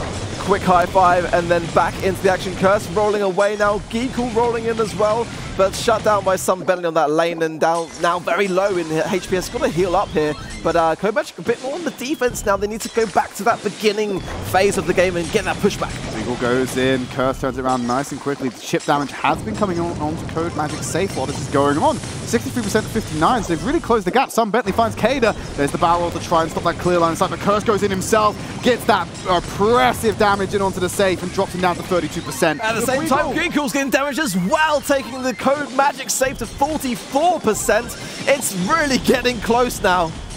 Yeah, so close. Red Kalunga just need to find that extra 44% damage and they can tie out the set. Code Magic want to keep it alive. Beautiful Rocket Rain onto KC, gets him off the map. Guigle walking forward, wants to get in range, doesn't have his super just yet, but needs to do a curse. He's going to go in instead. Over down. There, and Red Kalunga will tie out the match by taking set number 4. Wow. You know what that means, Shred? Set number 5. It's set number 5. Going to Brawl Ball. Going to Brawl Ball. Penalty kick is our map of choice for the group stage. Let's have a quick look at some replays right now. Yeah, there you see that Incendiary Brock star power. It actually did a great deal of additional damage for both these teams, but at the end of the day, it did more damage for Red Kalunga. Yeah, and you can see the excitement there. Red Kalunga happy with that performance, knowing that they're not being sent home yet. And you've got to reiterate the stakes for these two teams. Code Magic, Red Kalunga, they've already both lost to Clash. Their path to the semi-finals tomorrow is a victory in this match alone, in this set alone. I mean, how much more intensity do you want to throw into the mix on these players? I mean, you can't really do too much more than to make it even more nerve-wracking for them. We can make it more nerve-wracking by just saying this is the final. I'm just saying they're at the grand final right now. Yeah, I mean, I agree with the hyperbole. The stakes are pretty high. I mean, at the moment, you know, they're really closely matched as well. Yeah. Like, you know, and, you know, as we saw with the previous games of Brawl today, that, you know, the Brawler picks, I think, here are going to be what it comes down to. So penalty kick, as you can see how that is set up. Nice, safe enclosure for the goal to be protected behind. So you're going to want some cover destruction, I believe, here, just to open this up if it goes into the lake, because you don't want to be reliant on overtime in this. No, not really. Overtime can be a little bit unpredictable, and just kind of what you really want is control here. And I think having a Brawler, as you say, rightly so, to break some of those bushes and walls could be advantageous. It can give you, especially towards the goal area as well, getting gives them destruction on those boxes is a very, very important place to aim those supers for sure. And we're jumping into the game right now and see some early damage already been traded, but look, good control going over the Code Magic. They're keeping Guigle at the area, and there we go. Going to go down, unfortunately. Sun Bentley going to pass it off to KC, off to the side, walks it round, and looks like it's an open goal for KC. Code Magic taking the first goal, and as you can see, things went a little bit wrong there for Guigle, doing a few circles, getting very dizzy. So, as you can tell, maybe not what was intended. Yeah, I think something was definitely a bit of a miss there, but we're going to go back into the game very shortly, so I believe. Whilst we just try to resolve these things in the background, but yeah, I'm just excited to see Brawl Ball Trid. I mean, like, that's what I came here for, and all day we've not made it. Was that it? I feel like an easy man to please right now if you just want to watch a game of Brawl Ball. I just like it to go to the final set. That's the bottom line. There we go. When it goes to the final set, it's, you know, whatever the game mode is, that's the one I want to see. Okay, I was going to say, because if you want to see Brawl Ball action, you could just sit over my shoulder like while I play some later, and you could be very dismayed at the dreadful, dreadful quality of play. Yeah, I don't think it would go well. I think I'd probably be just tingling and cringing at the same time. Anger. Anger would be a good emotion as well, that this level of play exists. I guess Red Kalunga just getting a little bit of extra support here, just to get him in. Yeah, stay hydrated, friends. That's a good reminder for everyone. Yeah, absolutely. Stay hydrated. And Code Magic, they should be fine. We're just taking a breather right now while they try and get the technical issues sorted, and we'll get back into the game. So we had a sneak peek of what Brawlers were expecting to see on this one. So we definitely know we were going to have the Sandy there to help with the mobility. We know we can't have Max because we've done that and we've seen how that went. We've already seen how that went today. That was picked. I'm trying to remember what else we saw. Yeah, no Mr. P. Mr. P's never banned yet again. And, you know, I think that for me, no, I mean, there's a lot of tanky Brawlers. I'm not going to mention that one. But I'm just saying, a Primo for me would actually be better here, because having that additional super to be able to break that wall, and those bushes and barrels are very nicely placed for gradual map progression as you go up towards those goals. So I think actually a Primo here would be a good shot, but we didn't see that from the little glimpse that we saw. Be interesting to see whether the teams behind us now will actually keep those comps, or maybe they'll change them to try to kind of mind game the whole thing. Maybe. I'd have to consult the rule book, so I'm uncertain about whether it's a technical reset. Are you locked into your Brawler picks? That may happen. It may be a thing. I don't know. It's all a mystery. That's not for me to decide. That's for admins and referees to do so. We'll find out though. I think we'll see. Yeah. I don't think they'll change. I think they'll be stuck into the brawlers they picked. Personally. I think the teams are looking like they're a little bit more ready now as well, so should be going in fairly soon. All nods and... All nods, a lot of gesturing, as you would expect. Yep. Red Kalunga, we're not seeing what they're doing right now, so they might be fine. Let me have a look. Yeah, they seem like they're ready to go. Just, they're right behind us, so I can just turn around. You don't get to see that on camera. I mean, it's not what you want though, is it? At the end of the day, I mean, we're going down to the final set, the final game mode is what you really want to have happen is delays and kind of like, you know, a few issues to kind of, it's not what you want, is it? Like, it's not going to do wonders for either of these teams. It's going to make them a bit more on edge and potentially make a couple more mistakes. So Red Kalunga, I think, I'm going to guess with the compositions. I think probably going to end up seeing the Sandys. We both saw that from both teams. Yeah, Sandy's very strong. Sandy's going to be very strong. You want to see the El Primo. I do. I don't think we're going to get the El Primo, personally. Maybe you might get your wish. We might end up getting the Rosa as well. That could be quite useful. That would be amazing. What are we missing here, though? What are we missing from these comps? Do you think we'll round them out? Something like a Rico could be really interesting, but it's not often seen in the competitive scene. It's a bit of a high-risk brawler to use. Oh, on Brawl Ball, we've seen him a lot earlier today. We did see Robo making a massive impact on the game, absolutely. Yeah, it's one of my personal favourite style powers as well. So yeah, I would love to see it. I just don't know if we'll see it here. Trying to think what else we could actually throw in here. Potentially any Pennies, any Jessies. We got any builders? Penny's a really good brawler here, actually. That turret, yeah, Penny can cause a lot of havoc.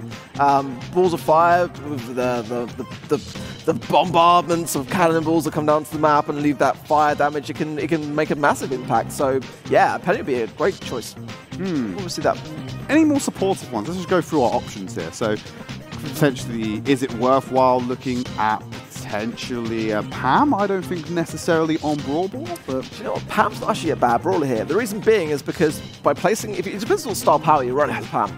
If you're running Mama's Squeeze, then having your turret placed behind some cover, it actually deals damage to the opponents if they go within that radius. Yeah. So you can kind of keep that turret protected whilst giving out damage to anyone that goes within the radius. So it would be an interesting one. Pam is making a bit of a comeback into the meta, as we've seen quite a lot of high usage rates today for Pam. Oh, yeah. Actually, so, yeah. So, but here, I think it's going to be about having a destructive brawler, making the map how you want it to be, I think is going to be the key here. The headsets are all on for the players. That's usually a good sign that we're about to start, and it's a good omen of things to come. So, Jean, that looks like a Barley and a Sandy on the side of Red Kalunga. And the Carl's making an appearance with an adorable little frog hat. Ah, I love the lion skins. Yeah, Cass rocking the skin there and get a good takedown. This could be a good chance for Code Magic here. Good pull as well. Great pull, in fact. Both teams going for the Jean to make those walls break.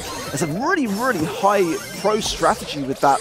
We're going to see going off here, and now Kadu has super as well.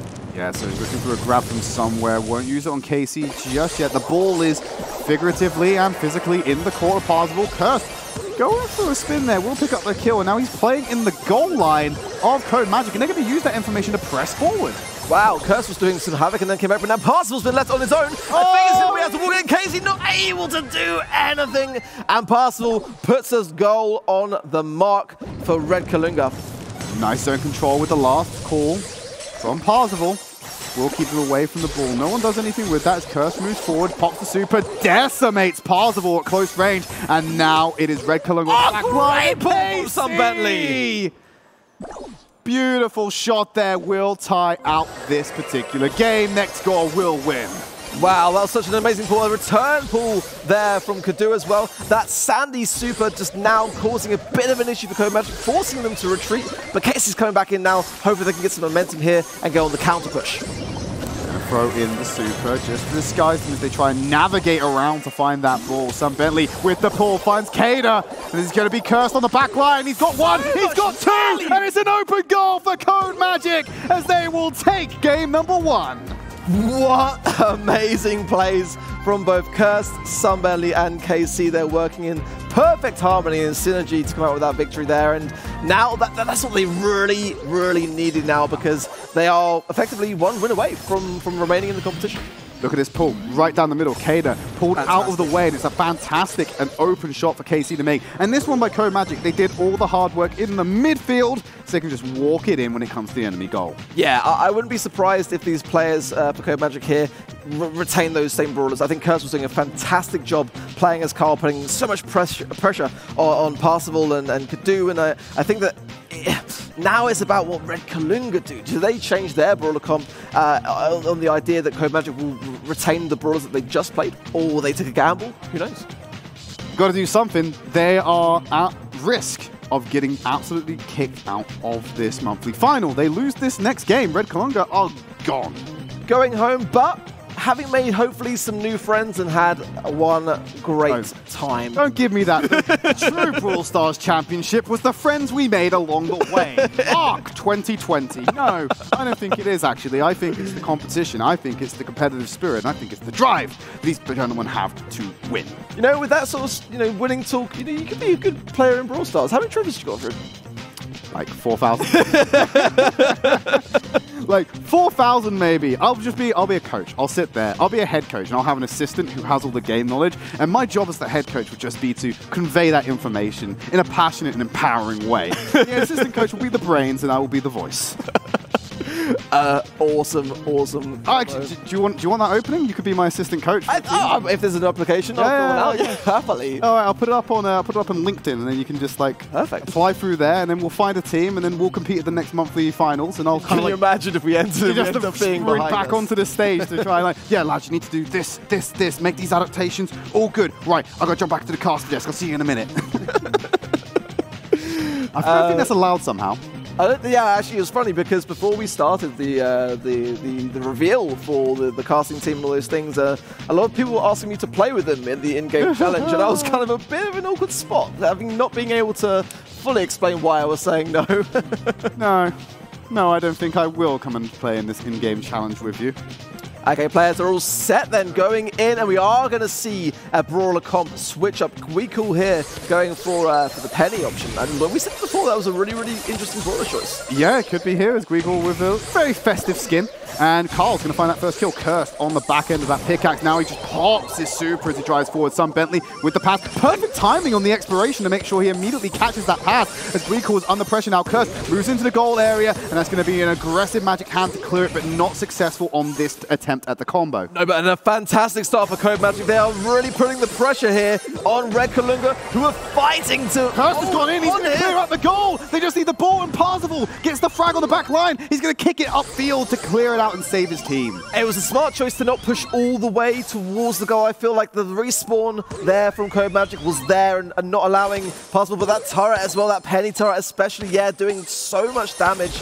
Old lobber, bat in the back left corner. Yeah, it's another advantage for Red Kalunga to have a bit more of a defense here, and it's going to put a lot of pressure on Code Magic. Frags here, Parsifal can just get the kill, dodge out the Carl, move forward, but you can see where the priorities are for Code Magic. Get on the goal line, don't worry about the kill for now. You are one man against the world. Yeah, moving that turret up as well, almost stopped and prevented Curse from healing, but the jukes were there and he got back to full health, but that is something to bear in mind here, that Penny turret is definitely causing some issues here for Code Magic. A great ball from Sam Bentley. Yeah, Cade is brought in. That gives him a man advantage with the balls in the back right corner. Parsifal will get a frag on the way out. KC playing around the cover, but cautious about this sandstorm as Gweagle moving forward for a close range kill. Won't find it, and now the respawns have come in, and Curse is on the offensive. Gweagle going to go down here. That ball's in the back right corner. They have a lot of territory to gain with that ball before they risk at scoring a goal. This could be a great chance here for Red Kalunga if Kadu can get some damage on somebody. Does so. It's just Curse on his own. Can he do it? No. Parsifal gets the goal. Equalizer from Parsifal. He had the HP and the support to just walk that one in past the goalkeeper.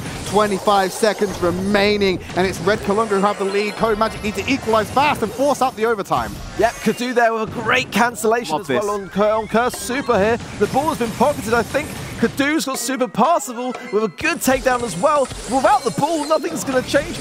And Red Kalunga got... I love this play by Red Kalunga. Yeah, it's a great play. Advantage. You know that you don't have a lot of time to make errors, so kick the ball in the back right corner, move the line of attack into the enemy territory, and just keep them away from the ball. You don't have to bring it with you.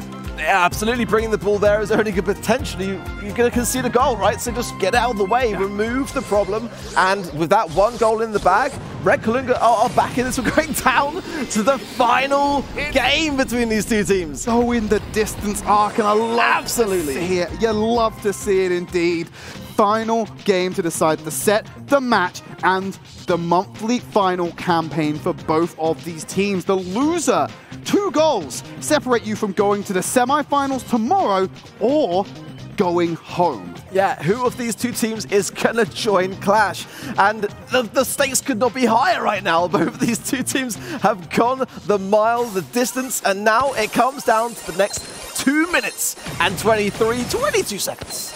Well, we'll find out there. Parsville's got the early ball control, passed it to the left. They kill KC. They have an open goal, but he didn't do it in time. Curse intercepted the ball fantastically. They're trying to trade off. Pass it away, so he's free to deal damage, but ball is kept in the middle. Good clearance by Sun Bentley. Yeah, that was actually a really great play by KC as well. That's like a mini-second touch of the ball and forcing it back onto the other side of that line. I think actually made a big difference between sort of taking the wind out of the sails and a great push there from Sun Bentley. Great pull. Hands comes in. Curse is being chipped at. Parsville has control of the ball, so that stops the offensive. KC finds Guigal. So Parsville can't really travel far right now without the support, so he'll kick away the ball. But Old Lobber in the corner getting amazing value. KC, 20 HP. Yeah, and this is the thing that we saw in the previous game. Again, that penny turret is giving Code Magic so many problems. It's the thing which I think is holding them back.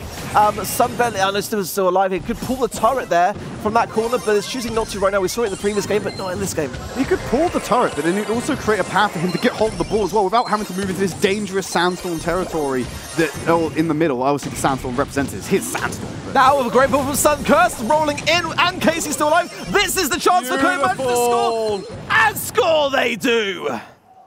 Gets that first goal. 1 minute 10 remaining for the equalizer to come in. It's all coming down to this. A next goal could decide exactly what happens. Curse rolls forward. He tries to go through and he weaves it! Code Magic with an amazing play at the end. Secured themselves a spot in the semi-finals tomorrow. And we have to say goodbye to Red Kalunga. What an amazing play there. I need to see that replay. That was a fantastic goal. Curse was playing fantastically throughout all of those games of Brawl, but that final goal was something truly, truly special. The handshakes there, Code Magic coming in. We will see again, and commiserations to Red Kalunga. Let's have a look at some replays. Great Magic hands this game as well. Just pulling through, breaking down the barriers, mispositioning people, setting up goals. It's been absolutely fantastic. Here's that 3-man stack, just walking it in for the first goal. We're going to throw it over to our host, Falcone, who's going to wrap up the series so far. After another incredibly exciting series, quite different from the sweeps that we saw earlier, we do have our winner in Code Magic. They will be continuing the fight tomorrow, but for Red Kalunga, unfortunately, we do say goodbye. But this is only the first monthly finals. We could probably see them again next month, the month after, and the month after that, etc., etc. Let's take a look and see how the groups are standing right now. There you go. Clearly, Clash still leading the charge in Group A. But there you go. Red Kalunga have been eliminated. Code Magic we will also be seeing tomorrow. However, before we get into tomorrow, we still have one last match coming up today. It is going to be from Group B, Omen Elite up against PSG Esports. We've seen both of these teams already today. Let's take a look again. Omen Elite are represented by Corey, Zulan, and Supersai, and Tyrant Star. Tyrant Star says that their strategy for this event is to be OP. Corey is a former professional Call of Duty player. On the other side of things though, PSG, one more time, is Coupe d'Ace, Rely, and Jordan. These guys all agree that one of the best things about their team is that they have fantastic chemistry. Coupe d'Ace is a former Dota player. So we have two players, two captains with a lot of esports experience. They are going to be battling it out to find out who can get through to the finals. Casters, let's take it away. Thank you very much, Falcone, and we are back with another chance to figure out which team is going to be moving on. Omen Elite versus PSG Esports. PSG Esports picking up the win earlier today against SK Gaming means that it's all up to Omen Elite now to win the tiebreaker against SK by getting a victory here. Yeah, Omen Elite they had a bit of a rough game earlier today, and what an exciting game that we saw between PSG and SK earlier. I was doing a few things on the side of the stage there, but I could see that it was really, really quite close. So let's see how this goes. Here we go with PSG. Jordan, Coop to Ace, someone who is not by any means shy of competitive competition on stage, was a finalist last year at the World Finals, wasn't he? So in the quarterfinals, playing for SSG back in those days. And now on stage for PSG Esports. This team has been together for about 3 months now, and interestingly, PSG Esports is actually now a pro team. All three of these players are working together on the professional level to get that World's qualification. Both teams also going to be banning Mr. P, as you're about to note, I think. Yeah, both Brawlers being Mr. P means that we're just going to see that one Brawler ban. There's not going to be any additional rulings around that. If both teams ban the same Brawler, just one Brawler ban. Just one. Mr. P down for the count. That means that we do have access to a lot of Brawlers that had been previously banned, such as Gene, Max. Might get a chance to see them in action once again. And the fact that the same Brawler got banned means that you're opening up quite a few different comps that wouldn't otherwise be accessible. At pro level play up here, you know, there's 33 Brawlers in the game, but you tend to see about, you know, a dozen of them getting picked more than the others. Would you agree with that, Ark? Yeah, and unfortunately for Mr. P, he is one of the most annoying Brawlers, taking the mantle, I think, away from Tick at the moment in the game. He is, without doubt, one of the biggest nuisances, and with his super, it can really stop you healing, and that's one of the big reasons he is being banned so frequently today. Yeah, I find it curious that we never saw a Tick ban. In fact, he gets played in, I think, pretty much every single bounty game that we've seen today. So if you were able to get a good bounty comp that didn't include Tick, that could give you a real nice heads up in the very first set of each match. But nevertheless, we're going to see this game start off with not quite a full mirror match. It's a Gene and Brock. It's going to be the swap. But yeah, nice kill, Ark.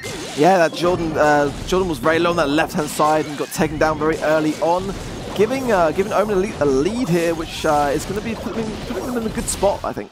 Corey is just shutting Jordan out of this game. He's pushed him so far back that he's not even going to be playing that same lane anymore. They're going to swap out with their own Tick now to try to regain control of the left side of the map. At the same time, Zulan applying so much pressure, and Corey for the killing blow, taking down the enemy Piper and pulling ahead 4-1 in this score. Yeah, Omen Elite are doing so well in the early stage. The Tick does actually connect with Zulan, taking down to 500 HP, but it's going to get a chance to heal Corey, however, is on 60, and does go down. Yikes. 5 stars into the PSG pocket there. And with that one kill, PSG is now tied up against Omen, which has 2 kills, thanks for the fact that they were able to snipe down Corey, who had so many stars above his head, and grabbing that first star at the beginning of the game. Yeah, that was such a big turnaround for PSG there, and good connecting snipe from Zulan. Actually 3 kills for Omen so far, and just 1 for PSG. Yeah, absolutely. Wow. It's crazy, isn't it? That's what it's like in Bounty. The person who's doing all the work for the team and getting those kills, and if they have just a bit of a moment where they're pinched and they go down, it's back to reset. Ooh, nice kill from Miguelone right there, raining down rocket fire on Jordan. That's going to pull Omen ahead. It's now up to PSG to grab that last kill in the final 10 seconds to get the equalizer or try to pull ahead. And this is what we saw from Omen Elite in the past, and they went back too early into this ball. Corey's looking to Coop to Ace, gets the snipe on Corey. Whoa! And a return from PSG in the final second. Beautiful grab by Jordan, able to claim victory in what seemed like it was going to be a tie, but grabbing that Piper, a low hit point Brawler, dragging her all the way to the back line and finishing her off in a matter of seconds. PSG will grab the first victory over Omen Esports. Yeah, it's not the first time today that we've seen the same thing happening. It's a bit of a deja vu moment again today with teams where they're unable to retain and hold on to those stars as the countdown from around that 15-second mark starts. It's a very difficult position, especially in layer cake more than any other map, if you retreat too soon, and this is what we saw again. Certainly a much tighter match this time from Omen Elite, though, coming very close to picking up their win. You know, they had a pretty tight match up against Clash when they or excuse me, that wasn't Clash, was it? It was against SK Gaming. But nevertheless, they picked up one of their wins through Bounty. Can they pull it back again and get this reverse sweep off? Yeah, like you said, Omen Elite were playing far more competently than we saw previously on Layer Cake, so I think that they are actually getting a little bit more momentum, a little bit more positivity, and they look very comfortable. And Zulan, look at Zulan here with 4 stars so early on. Like 5 stars now in the pocket of Omen Elite. What a great start for them. Yeah, they've started off well in both games so far, but PSG have been able to come back last time. Will they be able to get it off again? PSG Esports had a very tight match. They picked up the 3-2 against SK Gaming, and I believe that Bounty was actually one of the sets that they lost. So if Omen Elite are going to have a shot here, they definitely want to get the upper hand in this first set. What a great diversion there from Corey with that tick head. He saw that it was locked onto Zulan, who had 4 stars on the bounty of his head. He threw out his head, distracted it, and that was a really star play that is worth pointing out for sure.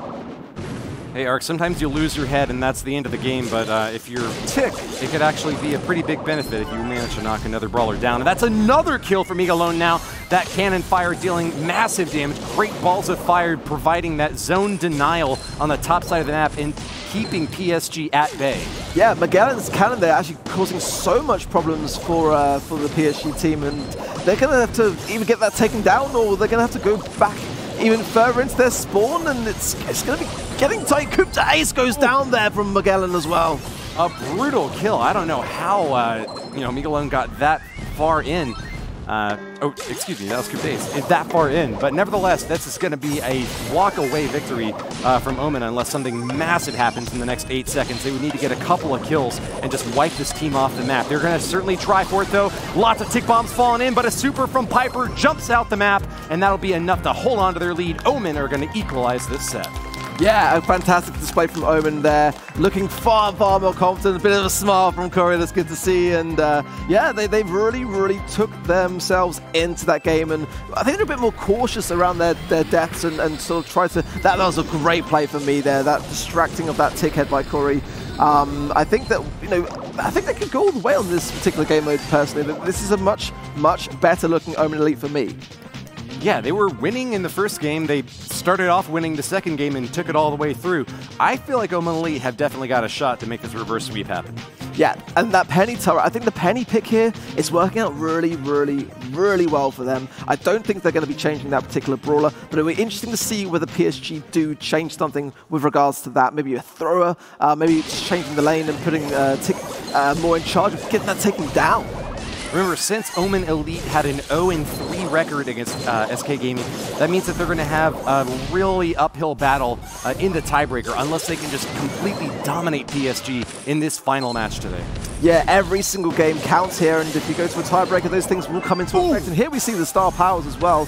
Nice kill from Zulan. A long-range snipe takes out Coup d'Ace, and PSG are going to be behind 1 to 2 stars in the starting match here. Zulan is hitting his snipes very well. Everything is connecting well, and he's being very cautious as well to not give away his position too much in those bushes. If anything, he might even go for a bit of a wall break here. Let's see what happens here if he starts to advance. Or Coup d'Ace getting a lot of pressure and pinching really nicely there with Corey on that left-hand side.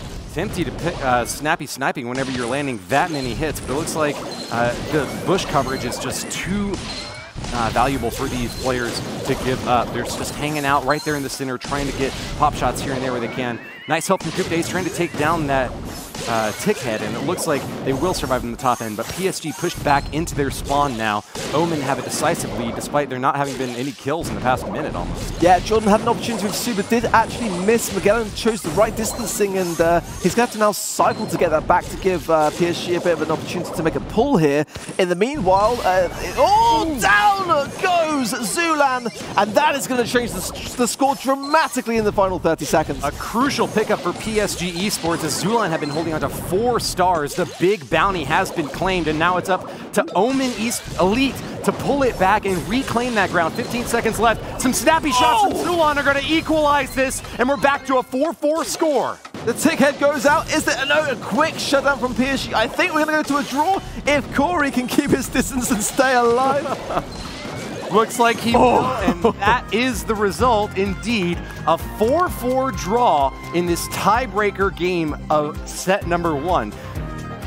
Wow, Ark, the first 3 matches that we saw today were pretty much stomps, but match number 4, match number 5, and now number 6 all seem to be really tight. Yeah, massively so. I think that's like the 3rd draw we've had today in Bounty as well, which is kind of like 50% of the of the time. But like this is it just goes to show how closely matched these two teams are. And yeah, this next game is going to be the one to decide this particular round. So. Omen Elite looking pretty confident, happy that they were able to pull off the draw in that last game, pulling it back. They've got another chance now to prove themselves up against PSG Esports, the team that beat the team they were just up against, SK Gaming. PSG Esports trying to stay undefeated, but running into trouble against a Dread Omen on the other side of the arena. And here we go then, going into this final game of Bounty here. One of these two teams is going to take this set. A good snipe from Zilan, forcing back then PSG, and potentially might get a chance to take the star here. Coup Ace now healed, and a return fire on Zulan. I love to see a good Piper off. There we go. Coup Ace grabs the star, and PSG will start off with the lead. Zulan in the center bushes here, holding his ground, but not getting many shots landing here. It looks like Corey is going to be the main pusher for Omen Elite right now, sending those bombs in and ducking back behind. It's going to be the enemy Tick now doing his best to regain his position. Yeah, and I think PSG here are sort of trying to bait almost Omen Elite to push up into their defense with that gene pool. Jordan down to a very low 794 HP, but this is a great opportunity for Omen Elite if they can just hold their ground and continue this spawn trap here. Zulan landing multiple shots, but not able to establish himself in the bush to the north of him. And once again, we're back at kind of a stalemate here. PSG and Omen both taking pop shots at each other, but neither team willing to commit for that crucial push that they need. Omen especially to pull ahead. Yeah, do you know what happened here is like now that PSG have pushed back into their spawn a bit more, Coup Ace is using that one tile bush to great effect, and it's really causing an issue with Zulan, whereas before, in the middle of the map, Zulan was getting shots, and now that one bush is causing him problems. Zulan with the surgical destruction there of those obstacles, but we're running out of time. There hasn't been a single kill so far this game. Advantage for PSG as they held the map early on, but can they get that kill that they're looking for? 5 seconds left, and it's not looking likely. Nice defense here from PSG. A grab from Jordan, and that's going to be the clinching for the victory. 3-0 for PSG, and they'll take the first set.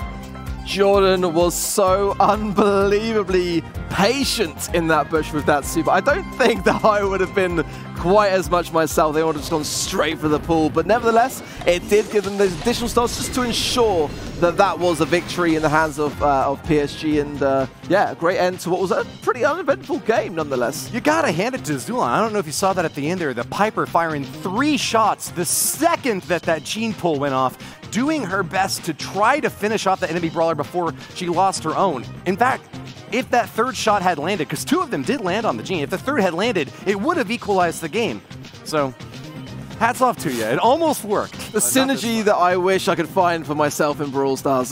But it just goes to show these teams have played so well, so long together that they know how each other think. They're looking out for those opportunities, and they will absolutely come together to support when that support. I think you're being a bit modest, Stark. I've seen some pretty clutch plays from you in the past. In fact, you actually showed me a gene pull where you had your entire team on point, right? Actually, do you know what the players made me here today? The Polish players I play with, Fame and Hardcore, very famous players from Poland. Yeah, they are fantastic, and yeah, may have shown you a replay or two. Well, I think between any caster match, whichever team has Arc is going to have a massive advantage, and wouldn't want to go up against you. But next up, we've got set number 2. It's going to be double swoosh. That's your gem grab map. And PSG Esports will look to push their lead against Omen, struggling to qualify for the semifinals and desperately needing a win here and now. Yeah, Mr. P being out of the mix here is definitely going to sort of take the game to a different place really here, because those porters can sort of seek out regardless of whether you're hidden in the bushes. So we don't have that to their advantage here. Corey and Jordan here going off on the left-hand side. Jordan does win the 1v1, however, and leaves just his two teammates on his own to defend. Zulan well aware that Jordan's been sneaking around in that bush, fires a few shots to try to find him, but doesn't get a connection. Instead, Jordan's going to grab one of those gems and set up a super of his own. Can we get the knockout punch here, the 1-2 alley-oop? No, it looks like Omen is going to be pushed back. They're not going to be hanging out in those bushes as long as that super is set up. I think, correct me if I'm wrong, but I think one of these Taras might be running Black Portal, which might cause a bit of an issue instead of the Healing Shade, which is quite an unusual thing to see in the pro scene. But a great pull there from Coup-Days on that right side, taking down all those bushes as well. Yeah, I didn't manage to notice the star powers either, so we'll have to wait and see what they play. You might have got the... I've got it wrong. Let's wait and see. I didn't notice it, yeah. Well, we shall soon see. Tara supers are the #1 opportunities to really swing momentum in a game like Gym Grab. Another fantastic, but what a return! And much more important with 7 gems on the line there. And that is going to be 10 gems up for grab. Zulan getting the bulk of them now, and they are all claimed. Corey going to get the rest of them. That's 10 for Omen and a chance to get the first game under their belt. Yep, Coup-Days though has not been missing pulls yet, so maybe he can take down even Corey. And a return from Zulan is still really good, but he does go down. Ooh, it's going to reset the clock. Yeah, it's going to reset the clock. But still, all the gems are in Omen Elite's possession, and they do still have control for now. Jordan hugging the edge of this super, but not able to get a kill. Corey still looking very healthy, and only 5 seconds left to try to get the timer out. Rely has got the last chance. No shots on the gem carrier, and Corey will take Omen Elite to victory. Yeah, it was great. A great display from Omen Elite there as well. The pulls there were, for me, what turned the game around. Zulan did a fantastic job of just remaining calm, waiting for that moment, because you only get that one moment when you got that gene pull. There was the pull by Coup-Days and Corey, really well timed, but that was the most important pull to make, and make it Zulan did. The clutch pull right when they needed it most. Omen Elite behind for most of the game, but as we've said before, if you can grab those gems, the win is yours. PSG Esports, I bet they had more kills than their opponents in the last game, but it all comes down to the last moments. Who is ahead when 10 gems are out there? Yeah, the win. Yeah, and it can change hands so many times as well, as we've seen today already. You know, you've really got to keep that consistency in place if you want to win this round. And here we go again. Corey opting to go for Carl this time. Interesting. Yeah, an interesting pick. Carl is one of the better-known brawlers in the pro scene. He doesn't get quite played so much in lower trophy ranges, but Corey is known to play him very well. Corey says that Carl is actually his favorite brawler, so expect great things from Omen Elite. When Corey says this is his favorite brawler, you know we're on to a winner here. Putting a lot of pressure on Jordan here. I don't know, personally whether the lane is correct. I mean, actually, it's a good position for Corey actually to be in. A good pull there as well. Does get the takedown on Rayleigh as well. With all tied up though on gems, not really too much happening in the middle. 2 sitting there actually for Zulan ready to take on. These teams preferring Spirit Slap over those Magic Puffs to give them a little bit more damage to try to finish off enemy gem carriers. Zulan right now in the advantageous spot with 4 gems and trying to hold on to the center. Did you notice which shade that was? That was a healing shade, yeah. I think the star power images might not be correct there, but Zulan with a great pull does get a bit of distance there for allowing Omen Elite to push back into the map and stay like hidden in that sandy super there. Ooh, grabs Carl, and Corey is down for the count.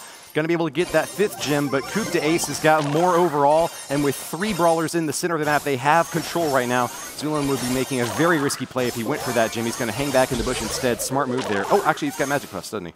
Yeah, Zulan's running Magic Puffs, and now a few more hits on Coup-Days might be. I get the feeling that both Coup-Days and Zulan are close to super, and here Coup-Days does have super. Forced back, though, interesting enough by Corey there. I think it was a really smart move, because now he's distracted Coup-Days away from the center, but Riley with a super stuck. Rely gets the kill on the enemy gem carrier, and that's going to be 12 gems for the PSG Esports team. They pull back and will try to hang on for the next 10 seconds. They didn't see the Tara super coming, and now is Omen Elite desperately trying to get these gems back into their possession. This pull is good, but not enough to reset. PSG will take it. Nice defense by Rely. That's a victory for Coup-Days, the gem carrier for PSG, and an equalizer for this 2nd set. These 2 teams, like the last game we saw, are very evenly matched every game at the moment, going to the 3rd game. Evenly matched, but PSG Esports pulling ahead when it matters. And boy, does it matter in this game number 3, a chance to pull with a 2-0 advantage in the first 2 sets. That's where PSG Esports wants to be sitting. We already know that they're really great at Heist and Brawl Ball, having picked up wins over SK Gaming in their first match. At this point, I gotta say, PSG Esports is gotta be the favorite. Yeah, you see, this is the thing. I'm very bad at committing to saying what I think. I like to stay neutral to these things, and I just want to see it go to the final game mode. And Corey's going to remain, however, though, on Carl. I think Wise and Zulan remain on Jean, as does Coup d'Ace here. Let's see then how quickly these two teams can generate their supers. Bit of a poke and prod here. It always seems like the third game of a set starts off with these teams employing a bit more conservative strategies, not really making those aggressive pushes early on. Zulan going to hold center of the map while there's some tit for tat over on the right side in those bushes. Omen, Elite, ready to grab that 4th gem, just checking those bushes to make sure that there's no big threat. Yep, Coup d'Ace has super now as well, which is going to be a difficult one for Zulan to get around, but Corey could choose to go in. If he does, however, it's likely Coup d'Ace might pull him just to cancel that out. We'll see what he chooses to do here. He doesn't choose to use the super, he's going to retain that and hold it out. And look at the amount of gems in the center of this map, just be waiting to be collected. And Coup d'Ace will collect one of them at least. With Corey down, Zulan was unconfident at grabbing those gems in the center, but with a big push now, the protective pirouette trying to keep Carl up. This is a chance to grab gems. Zulan gets one of them. The other 2 are going to go into Riley, though. A big super grabs the enemy gem carrier, but they can't finish off the gems. They're going to be sitting there on the map for Carl and Miguelon to claim. Still 8 gems for the red team. They just need to grab 2 more. Now 1 more to win it all. Oh, the pull from Zulan was just an inch out of line of Coup d'Ace, and now Coup d'Ace pulling Corey for those additional 2 gems. It honestly could have changed if that pull had connected, but it was just devastatingly just out of range. That is the perfect sort of aggression that you would expect from Jordan. Even though his team only had 10 gems and him dying would have been the end of the game, he made the play necessary to shut down those enemy brawlers and earn that victory. The comeback win for PSG Esports, the reverse sweep in that set, sets them up very well with a 2-0 set score overall. Yeah, PSG are doing a really, really good job at the moment of just remaining composed, I think, mainly.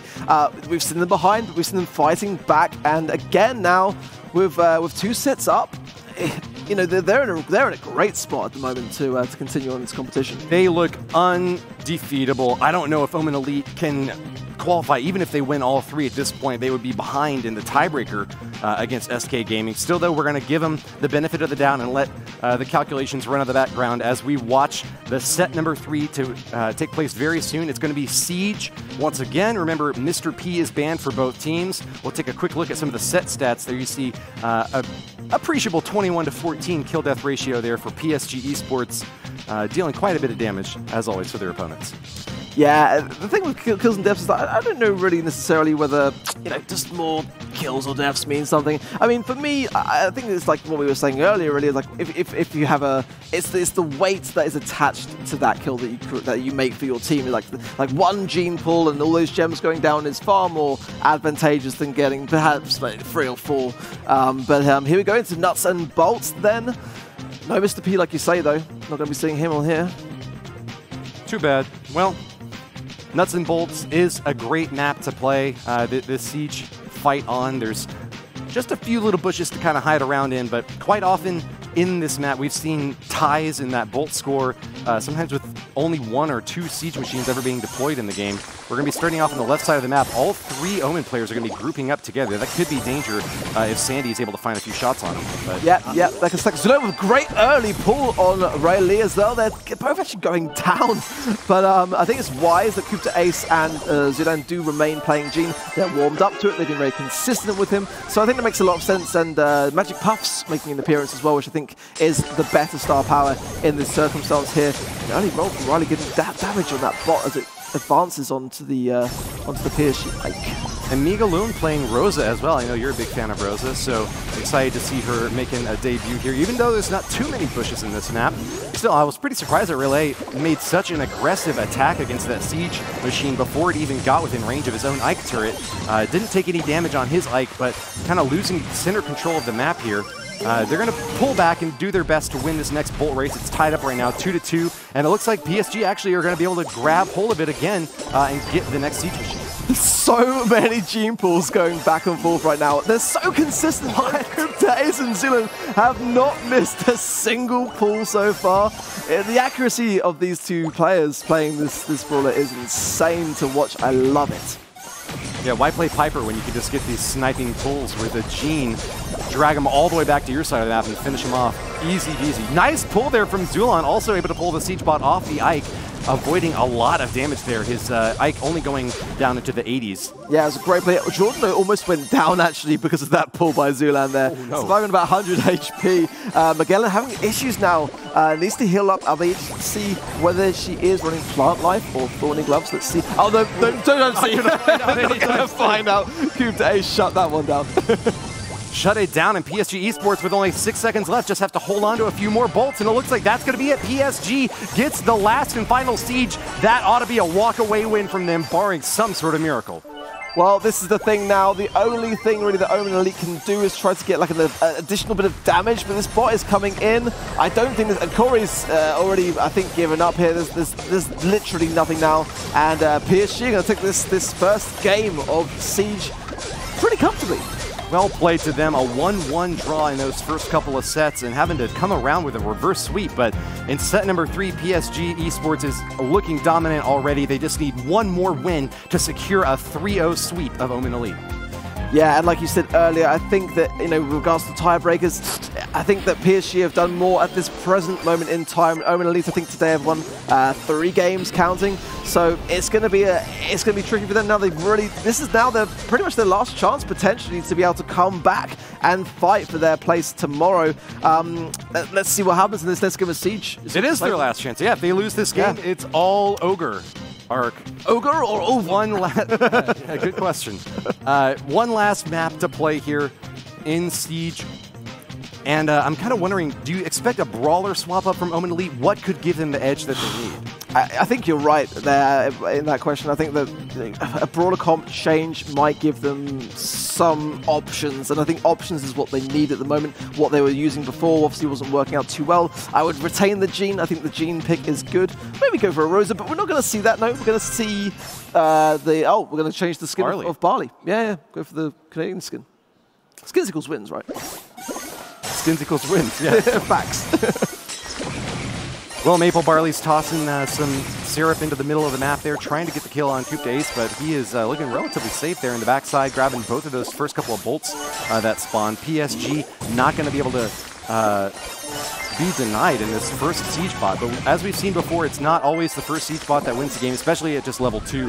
You may not even be able to get any damage off with that if defense is holding up. Yeah, we saw Clash today very successfully waiting on that very final Siege push before getting the victory secured here. Zelen's got super. He's actually going to hold on to it here. I wonder whether he's changing star power potentially because he's getting maybe some more damage, or Corey's super's going to go up. No, Magic Puffs is Zealand's star power, and that Sandy's super is going to provide a nice curtain here for Omen Elite to push in. Good roll from running, good takedown as well.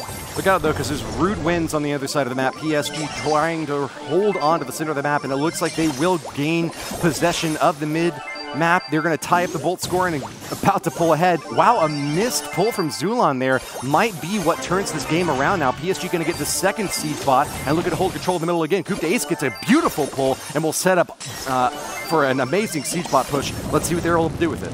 Yeah, I think the pressure might be getting here to Omen Elite. A couple of missed pulls here and there, and now the consistency still remaining in PSG. It was a good pull from Zealand, but is it too little too late here? There is only 24% left on the Ike as that bot is still rolling in 8%. And it's over. It's all over.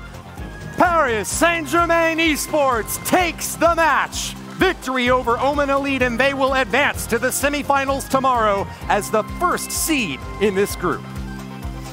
What an incredible day we have had. So many insane moments, and congratulations to PSG, commiserations to Omen Elite. That was amazing to watch. PSG Esports and Clash, definitely the two names of the day. Undefeated teams advancing from the group stage into the semifinals tomorrow.